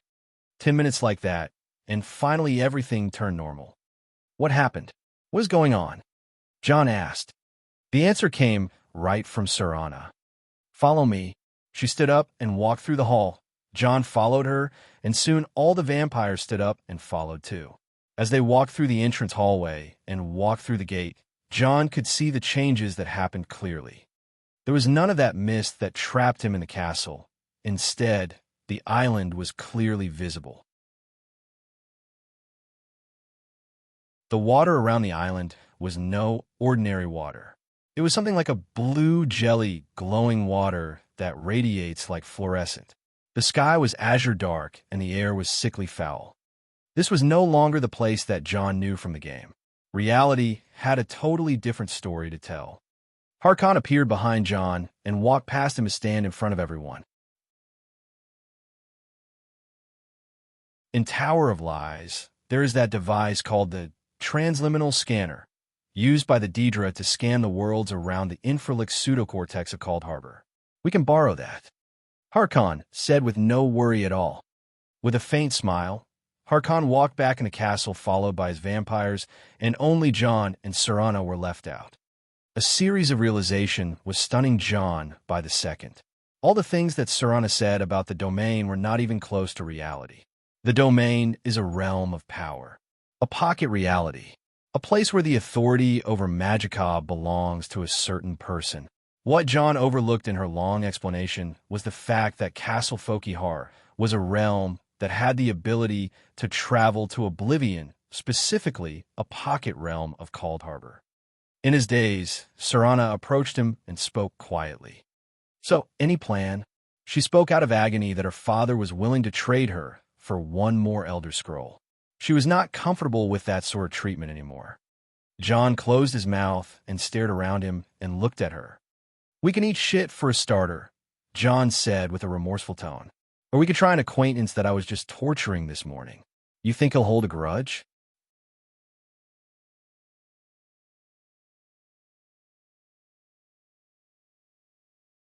Chapter 367, Blood Attack. 5 days until the Battle of Winterhold. If someone asked about an island with the ability to travel from Nirn to Oblivion, they would totally be seen as crazy people, but John realized the fact quickly. This is not the first island to have a function like that. The Isle of Artium, where the Psijic Order resides, has the same function. It can travel between Nirn and another dimension for sure. It was always rumored that the island has disappeared and appeared many times before, so it was not impossible for other islands to have some similar function. A domain.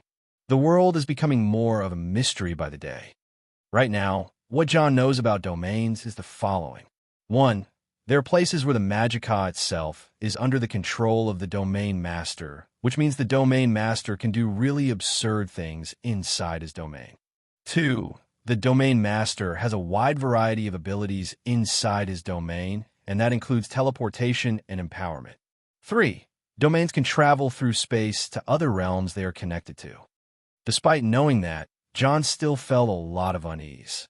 Having a domain means being a demigod in a certain limited area, but what else is there? It is impossible to think that Harkon can control his domain to the same extent as the Psijic Order. Why? It is very obvious that there are independent domains like Clockwork City and subdomains like Fokihar, all which seems to be drawing power from Cold Harbor. Also, if the domains and the Daedric realms were compared, one won't find them that different. The only difference is that realms of the Daedric princes can be reshaped according to their wills, like making it rain, moving the winds, etc.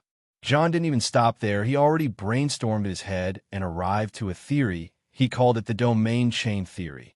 The theory indicates that every domain or realm are connected, as say there are 3 main domains in the universe. These are Mundus, the mortal world, Oblivion, the chaos world, and Aetherius, the immortal world. Those 3 worlds form what is known as the Orbis, the universe. Mundus has subdomains which are Nirn, Akatosh, Kinnereth, Mara, etc. Nirn also has subdomains, which, for example, can be any domain created on it, like Clockwork City, for example. All of that applies to the other realms like Aetherius and its subdomains Sovngarde, Sands Beyond the Stars, and Far Shores, Daedric realms like Cold Harbor, and its pocket realms in Fokihar Castle 2. Now here comes the interesting part, which John noticed a long time ago. The lesser the seniority of the domain or realm, the more freedom of controlling Magicka can be used. This last part is a bit tricky and depends on the domain master, but as that person is granted access to a whole new level of control, he or she can also give the access to another, as say Harkon can give Serana the same power level inside his domain, but he is a bastard and trusts no one. So, the lesser the domain, the higher the access to Magicka. The more senior the domain, the lesser the access to Magicka. This can be translated by the stability of space. As said, every domain should have its source of power, and here when it varies. The power sources of the Daedric realms is known to be their Daedric princes. The source of power for Nirn is thought to be the heart of Lorcan. This means that power sources can either be an Ada, immortal, or power core. If it is this way, then Castle Fokihar must have a power core that draws energy from Cold Harbor. There can be no other way. John closed his note and sighed.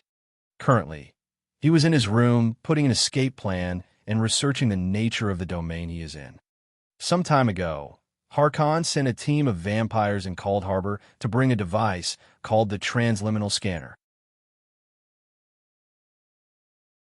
If it is any other day, John would have had a heart attack if someone brought him a transliminal scanner, but he wasn't in the mood to do anything at the moment. What brought more to his problems was the fact that Zykel died from bleeding out yesterday, and he can't summon him again for some reason. This made a hole in John's plan, but he wasn't sure if he can rely on a Dremora in its home realm in the first place.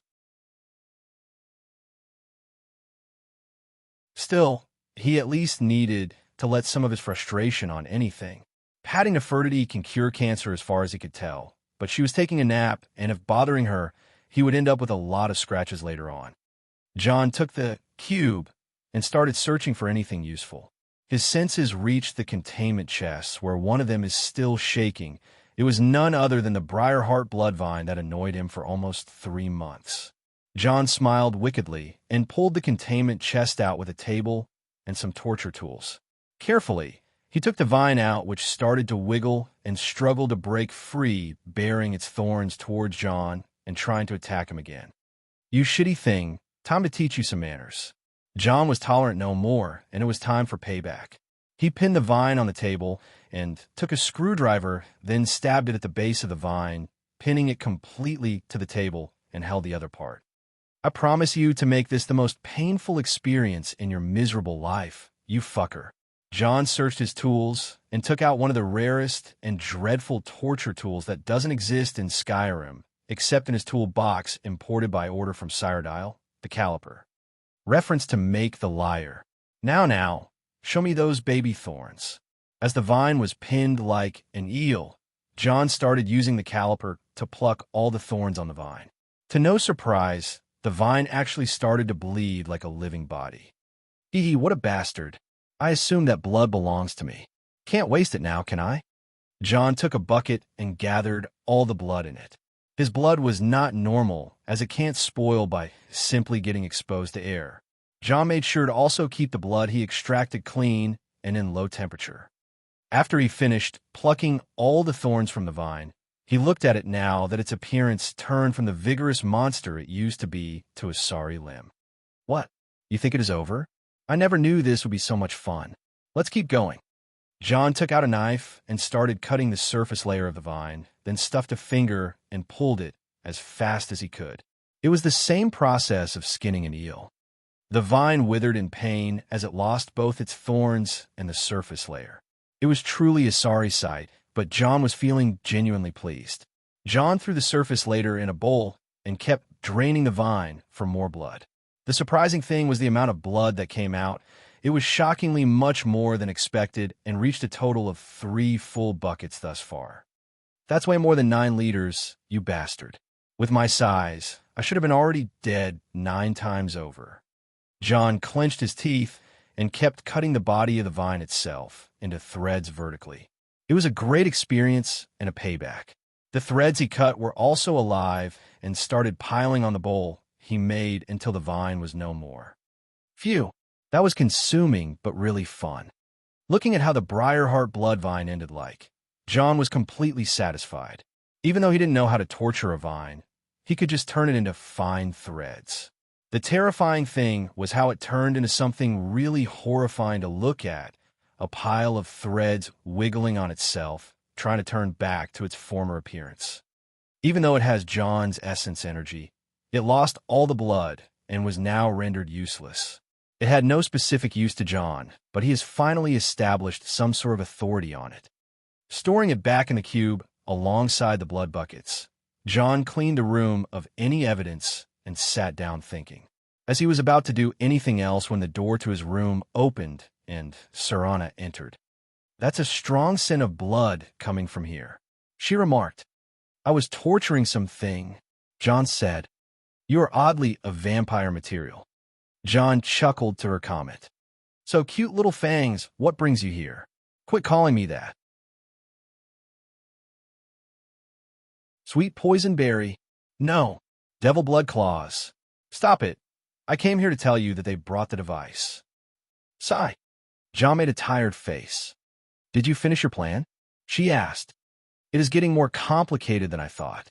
I at least managed to devise some methods to escape back to Nirn, but I need materials." John said with disheartened face, "Hey, do you know what is the power source for this domain?" To John's sudden question, Serena almost jumped from fright.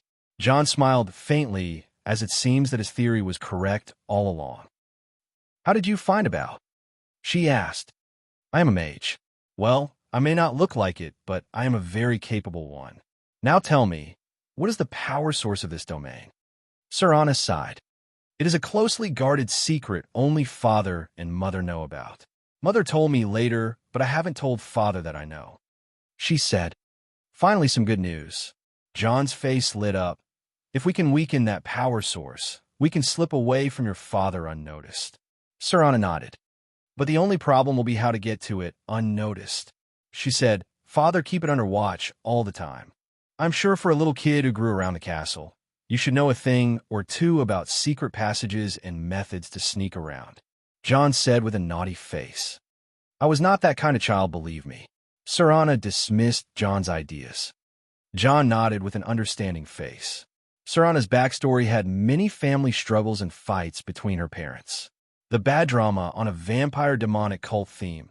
Nasty bit of business. However, there are those cloaks which are made of void cloth. They can slip through the gargoyles without being noticed. One of the reasons why Father is very careful about keeping them in the deepest part of the armory. We'll need to figure out how to steal them first. She said. John's face became blank, and he held the cube. Say no more. John took out 2 void cloth cloaks right away. He handed one void cloak to Serana. How do you have that? She asked with a dazed face. Let's say when we were fighting at that platform, I intentionally killed some vampires with those cloaks and looted them before throwing them from the platform. John said. Wait, while fighting me the other day? Yes. You had time to target other vampires and steal their cloaks, then throw them off the platform. Naturally. She took the cloak without saying anything. We have a few minutes before the men come to take you to the device. We need to hurry. At the Fokihar Cathedral, where John woke up for the first time in the castle after he was kidnapped by Harkon, he and Serana stood beside each other. Here is the domain's core? John asked. You are looking right at it. Serana pointed. John sighed and shook his head. Surely the best way to hide something is to keep it obvious. That was his remark. The domain core was none other than the altar of Molag Bal in the Fokihar Cathedral. It was that altar that appeared in the game, which had the head of Molag Bal, and blood flows from it to the sink under the head. Its appearance was as diabolical as the game. John and Serana approached the altar and examined it closely. The first thing to notice was how unnatural the blood flowing in the altar was. This is no normal blood. You are right. This is blood plasm, the fuel to the domain cure. Serana confirmed and added. It is also a method to resurrect fallen vampires. If a vampire died, Father has the ability to trap their souls in soul gems, then return to put these soul gems in the sink here. Sometime later, the fallen vampire gets resurrected. Just like the chaotic creation. I see, amazing. John couldn't hide his surprise. I don't think you can destroy the altar because it is a dumb move, but you should do something about the blood plasm. Serana said. Lucky me. John smiled and took out something from the cube. It was a bowl filled with a living thing that looked like bloody threads of a certain fiber. John spilled the content of the bowl in the sink. What was that? Serana asked. Something to eat up the fuel of the domain. Think of it as a blood-hungry dry sponge.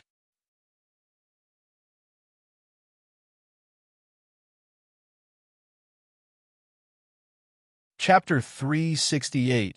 Escaping Castle Fokihar. For days until the Battle of Winterhold. On the watchtower outside Castle Fokihar, John stood gazing at the gloomy sky with vampires surrounding him. He then looked at the telescope-like device in front of him and wondered. So this is the transseminal scanner. I can't believe I lived long enough to see one. Quit making a fuss, mortal. Lord Harkon wants you to start immediately. Yeah. So how do I start up that thing? I don't know. Figure it out. What? What sort of half-assed reply is that? Do you want to have a graveless death? Shit for brain? Mortal, how dare you speak to? Sigh. Your funeral. The Wabajak found itself in the hand of John blasting a vampire. Once the effect landed, the vampire literally exploded into a pile of gold coins. Well, that's one way to get rich. The vampires always treated John with contempt, even the lesser one of them. He had no problem putting all of them to shape, even if it conjured Harkon himself. This will cause you a problem. A voice called for John. John turned around to see Serana coming over with other vampire lords. My lady, I was just doing the routine. John Dare was called Dare for a reason. John replied politely. Your reasons don't apply here, and that won't pass without punishment. One of the vampire lords came forward towards John with a resentful look. John recognized the vampire as Orthjolf, a senior vampire at Harkon's court. Punish me? Who the fuck do you think you are? Wanting to stick the Wabbajack through your butthole and see how I turn your intestines into green jelly? That's it, mortal. I don't care what you are anymore. Orthjolf was already transforming into a vampire lord and extending his hands at John. Without even having the time to react, Orthjolf lost his left and right arms in a single split of a second. There was no time to tell what happened. John was drawing a black sword made of greed, which cut the left arm, but what cut the right was not John. It was the terrifying presence that came from behind him all of a sudden. It was Serana in her vampire lord form. John saw that and couldn't help but smile wryly. She truly fits the description of the beauty within the beast. Scram! With a single angry shout of Serana, Orthjolf was already on back in his normal form, crawling away. She reverted to her normal form too, then spoke with annoyance. Leave us alone. No vampire, neither lesser or a lord, dared to disobey her, and all walked away. She looked at John and sighed. You are truly a troublemaker. I just don't get it when someone says, how dare you, as if it's the most obvious thing in the world. I just did something fully aware of myself doing it. And then someone has the audacity to question my actions that I just did? What kind of twisted logic is that? I'm not sure whose logic is wrong here.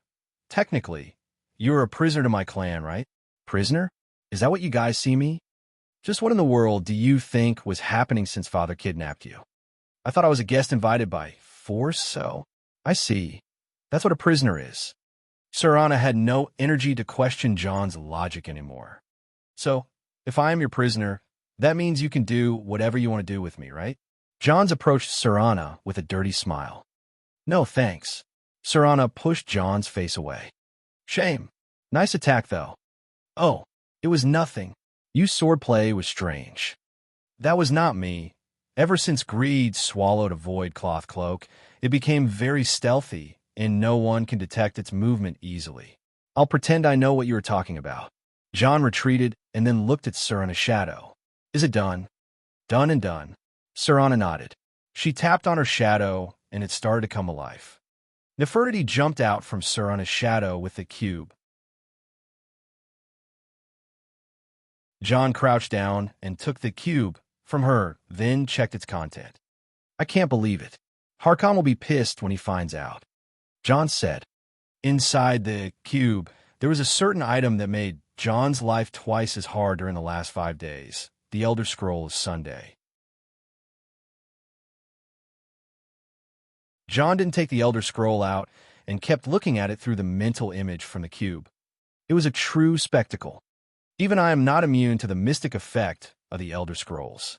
Actually, I should be weak to it just like dragons. John thought. Don't worry about him. He teleported to the temple of Lord Molag Bal to pay respect. We may have a day or two before he comes. Good. That's one unusual cat. Serana remarked as she looked at Nefertiti, who stole the Elder Scroll without triggering any alarm. You are one unusual vampire too. Nefertiti replied. To such a sudden reply, Serana almost froze, doubting her ears. It was the first time she hears Nefertiti's voice. Okay, ladies, time is of the essence. This is for you.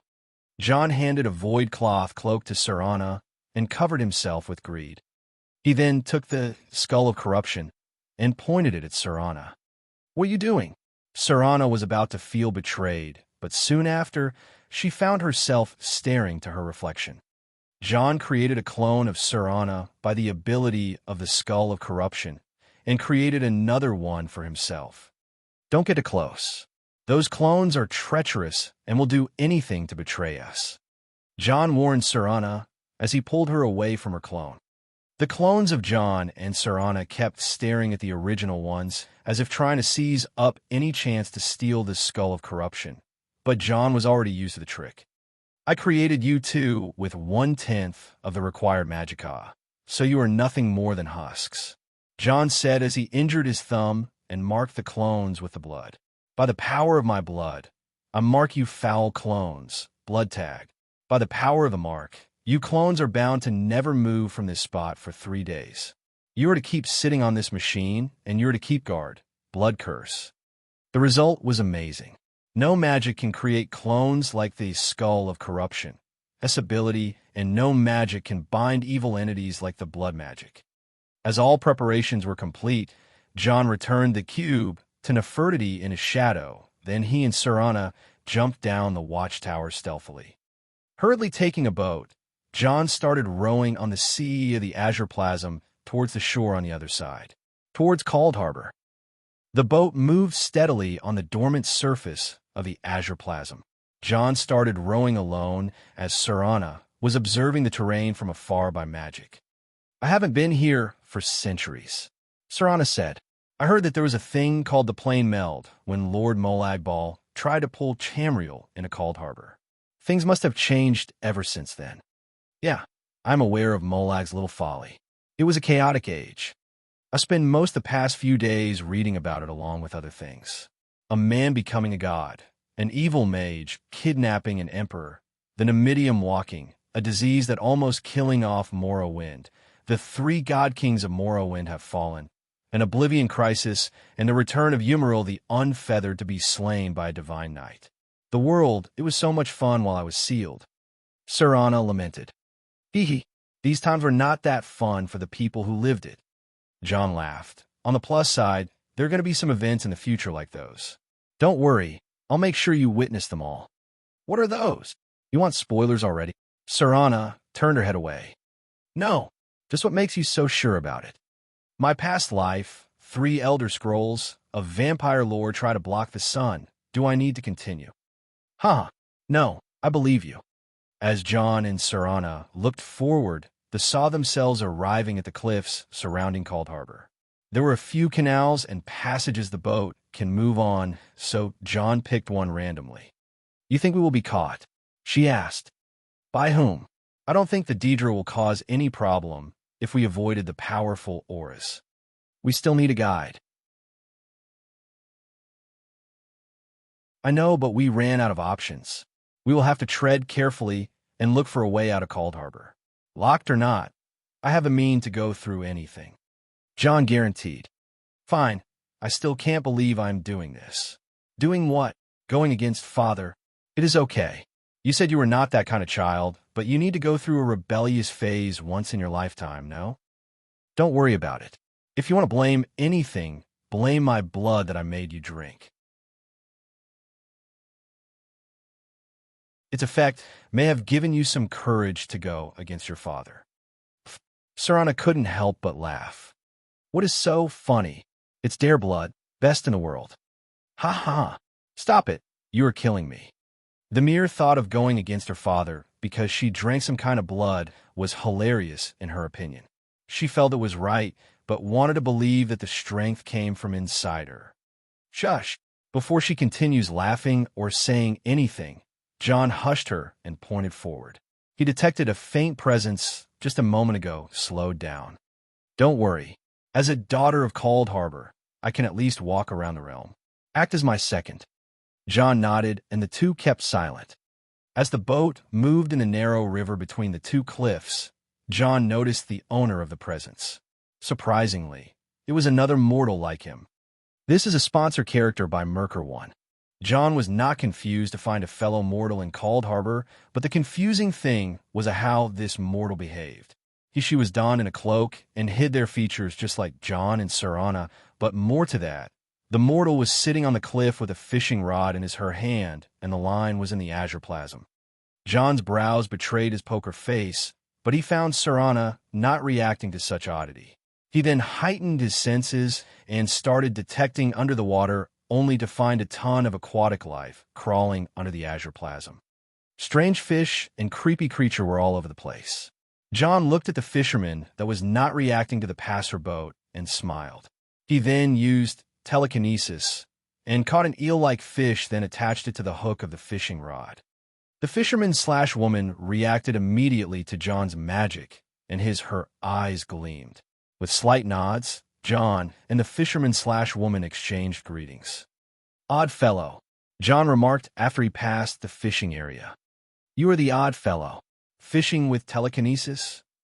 Serana replied. Don't blame me. I just thought our appearance must have scared the fish away, and making a fast friendship like this may actually help us in the future." John said, "Helping people for good luck never took you for a good guy.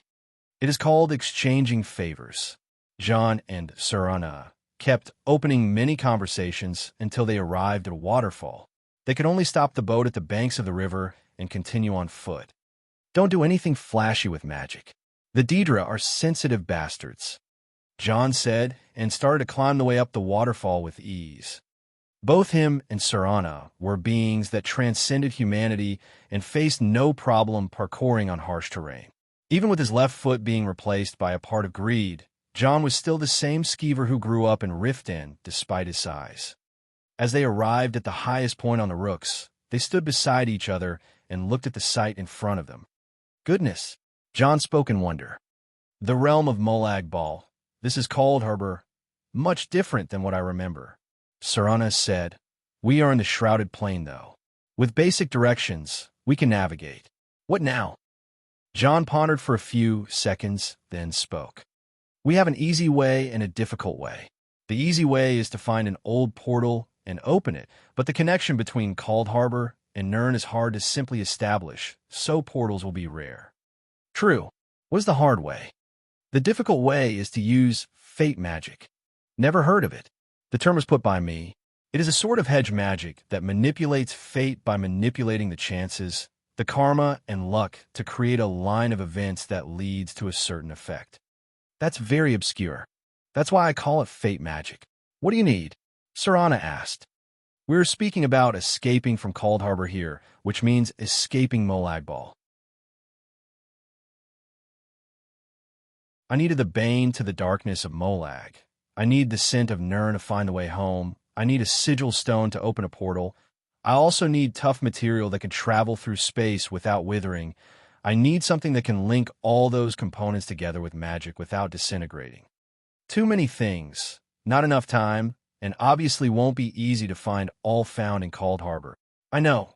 That's why I need to find Zykel and convince him to help me. All I know about him is that he is in the Tower of Lies somewhere in this realm." John said, "Great. Let's hope the locals are friendly enough to give us directions."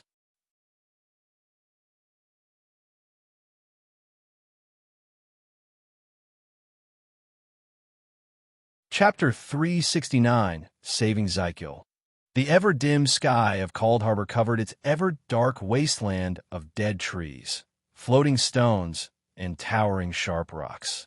The realm itself conveyed the pain and suffering billions of souls that passed over this place since its damnable creation.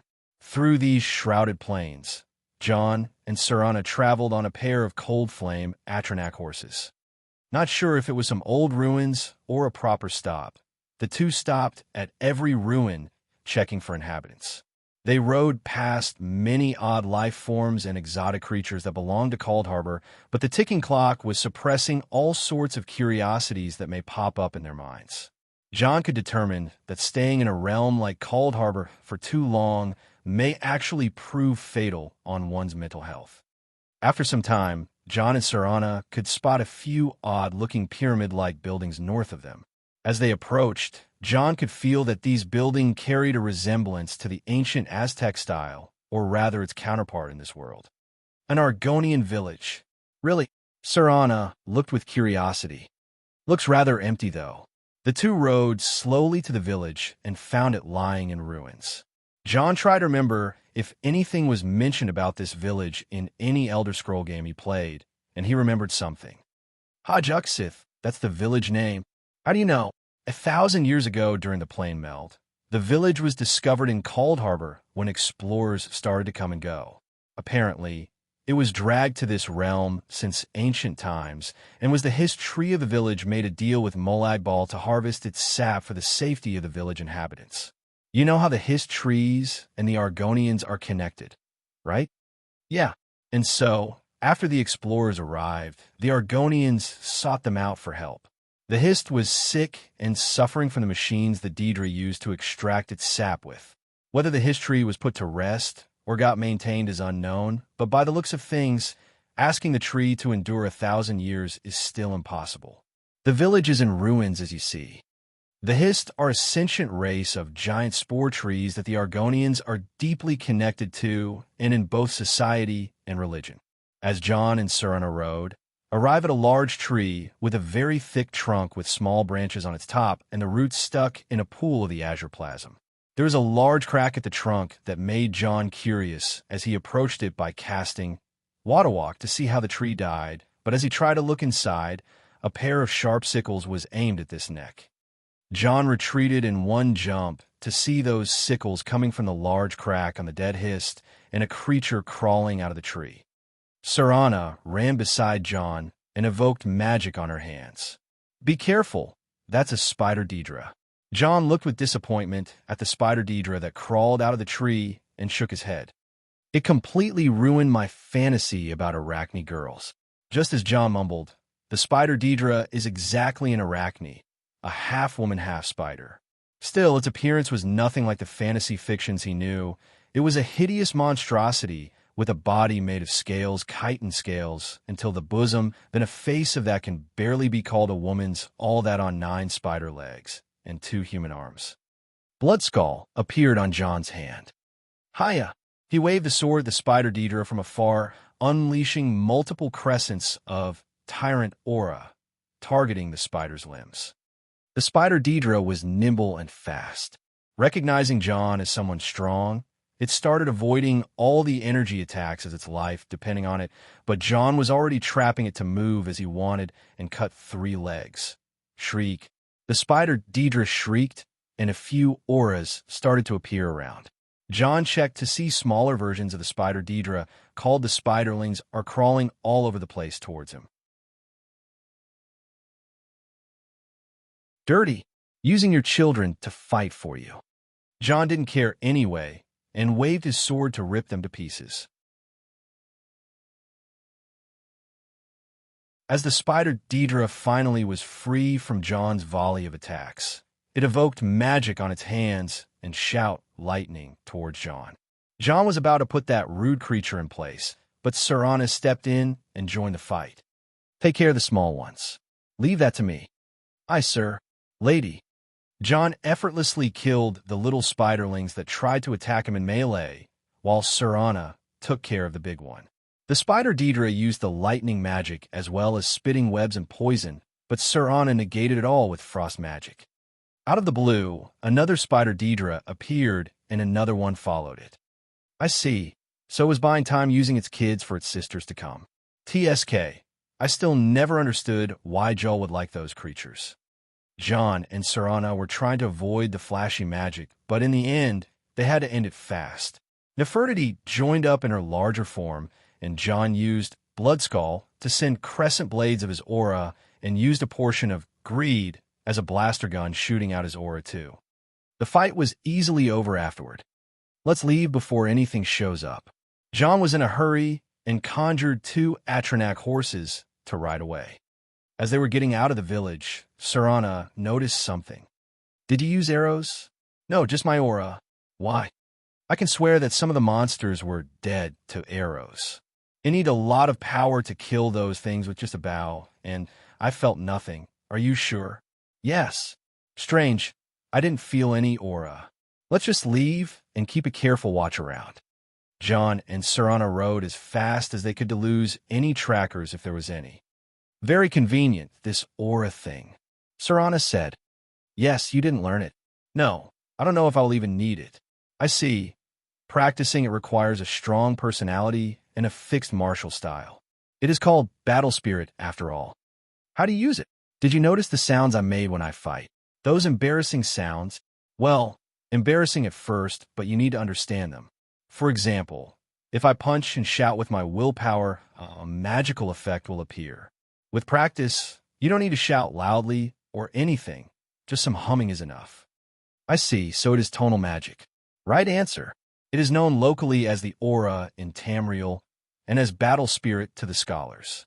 Its origin was the continent of Akavir, and it was known as the Ki. It is said that when the Empire sent an expedition to Akavir, the people there were used magic in ways never seen before, and it is said that the Akaviri Ki masters can conjure storms and bend the weather, causing the Imperial army to fall to hunger with no rain grow crops in their colonies. That's insane. Come on, what is insane is your father. He managed to manifest his aura into a blood sundae, bending the nature that much by the aura is a true mystery, even for my father's level. Jon said, I know, Serana confirmed. If you saw my father's weapon, then you should have a hint or two about my father's power. Jon didn't need to rack his brain about it. He knew exactly what Harkon's weapon from the game was. A katana. Anyway, let's focus. Do you still remember where the Tower of Lies is? Jon asked. Between the Shrouded Plain and Fist of Stone. Fine. Even though Jon played the Elder Scrolls Online once, and it introduced Cold Harbor, the realm was much different, even more than the difference between Skyrim versions in game and reality. 1,000 years is a lot of time after all. Jon and Serena arrived at a towering ruin that resembled a different civilization than the Aztec-like Argonian village they passed. It was Ayleid Ruin. The Library of Dusk. The only library I will never enter. Jon said, A library? You can't be serious? What? Even the Lord of Lies needs a library to record his lies. Those who enter, however, are kind of trapped. I see, that kind of library. Sounds befitting of Lord Molag Bal. The two didn't stop and kept riding past the ruins of the library. From this point onward, Daedric wild monsters started to appear. The speed advantage of the Atronach horses combined with the magic Jon and Serana made the road very clear, and no monsters approached them in the next few hours. It was about time that they started to notice signs of life, or rather signs of Daedra moving. The two diverted from the road and moved on foot to hide away from the road. It was a medium-sized Dremora patrol that seemed a bit laid back. Jon and Serena realized they are near the place they are after. As they started sneaking to the north, they saw a large floating rock with a tree on top of it linked by a stone bridge to a stone dome a bit higher from the ground. The funny thing about the Tower of Lies is the lie about it being a tower when it is a deep pit. Serana remarked. Well, old Molag is playing another untasteful joke, Jon said as he started crawling on the ground. What are you doing? Doing some recon. Get down, princess. Jon started to scan the place with magic and noticed the patrols around the place. There were not just Dremora patrollers, there was a horde of slaves in rags. These were the Soul Shriven. These were mortals whose souls got stolen by Molag Bal and replaced with a Daedric soul or a vestige. By that, they became creatures belonging to the realm of Cold Harbor, and their bodies were formed like the Daedra from the Azure Plasm. The different thing about their new bodies that it is rotting and decaying slowly from the inside. The Soul Shriven body is a complete waste built on an ancestral form filled with foul energy rather than its pure Anuic soul. It can grant immortality, but still, it doesn't equal living in a healthy and beautiful body.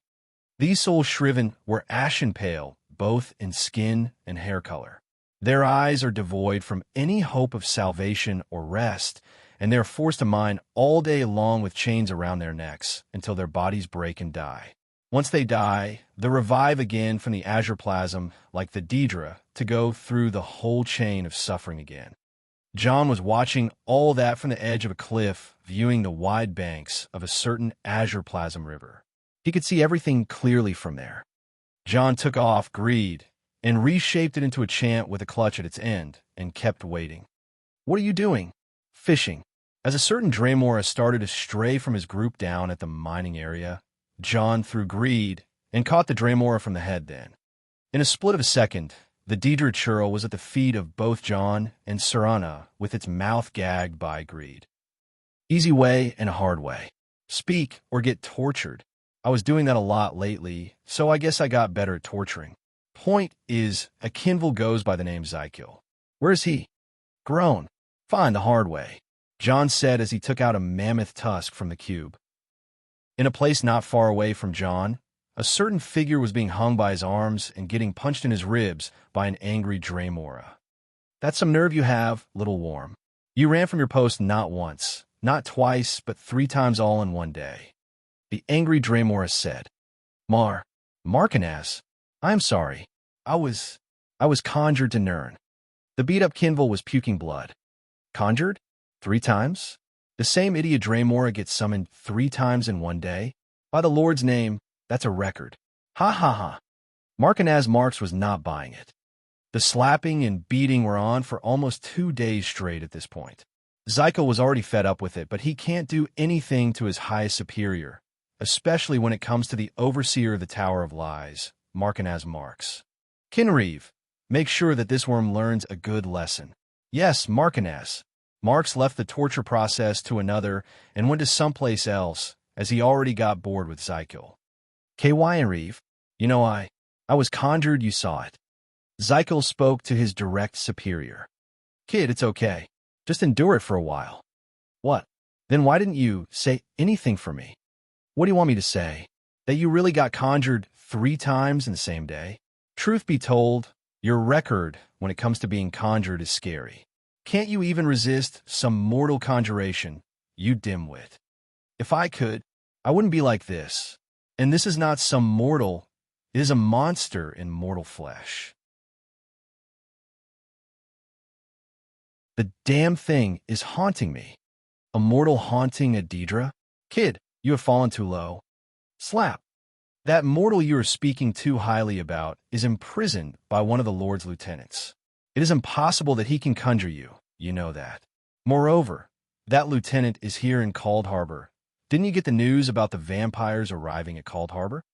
Wait, that mortal is here? In Cold Harbor? Zykiel's sense of crisis heightened up all of a sudden. Yes, the vampires came some time ago and borrowed the spare, transliminal scanner to look for something in Oblivion. They said your mortal is. Zykiel noticed the Kinreeve stuttering on words. Looking closely, a red blade was penetrating the Kinreeve's chest and suddenly was pulled back and waved to cut his head. Hey boy, TSK, TSK, TSK. Those amateurs got you for real. Want a princess carry down from there? That you're tuning in to the Warrior Lore YouTube channel. Don't forget to subscribe and join us on this journey to catch the most captivating stories.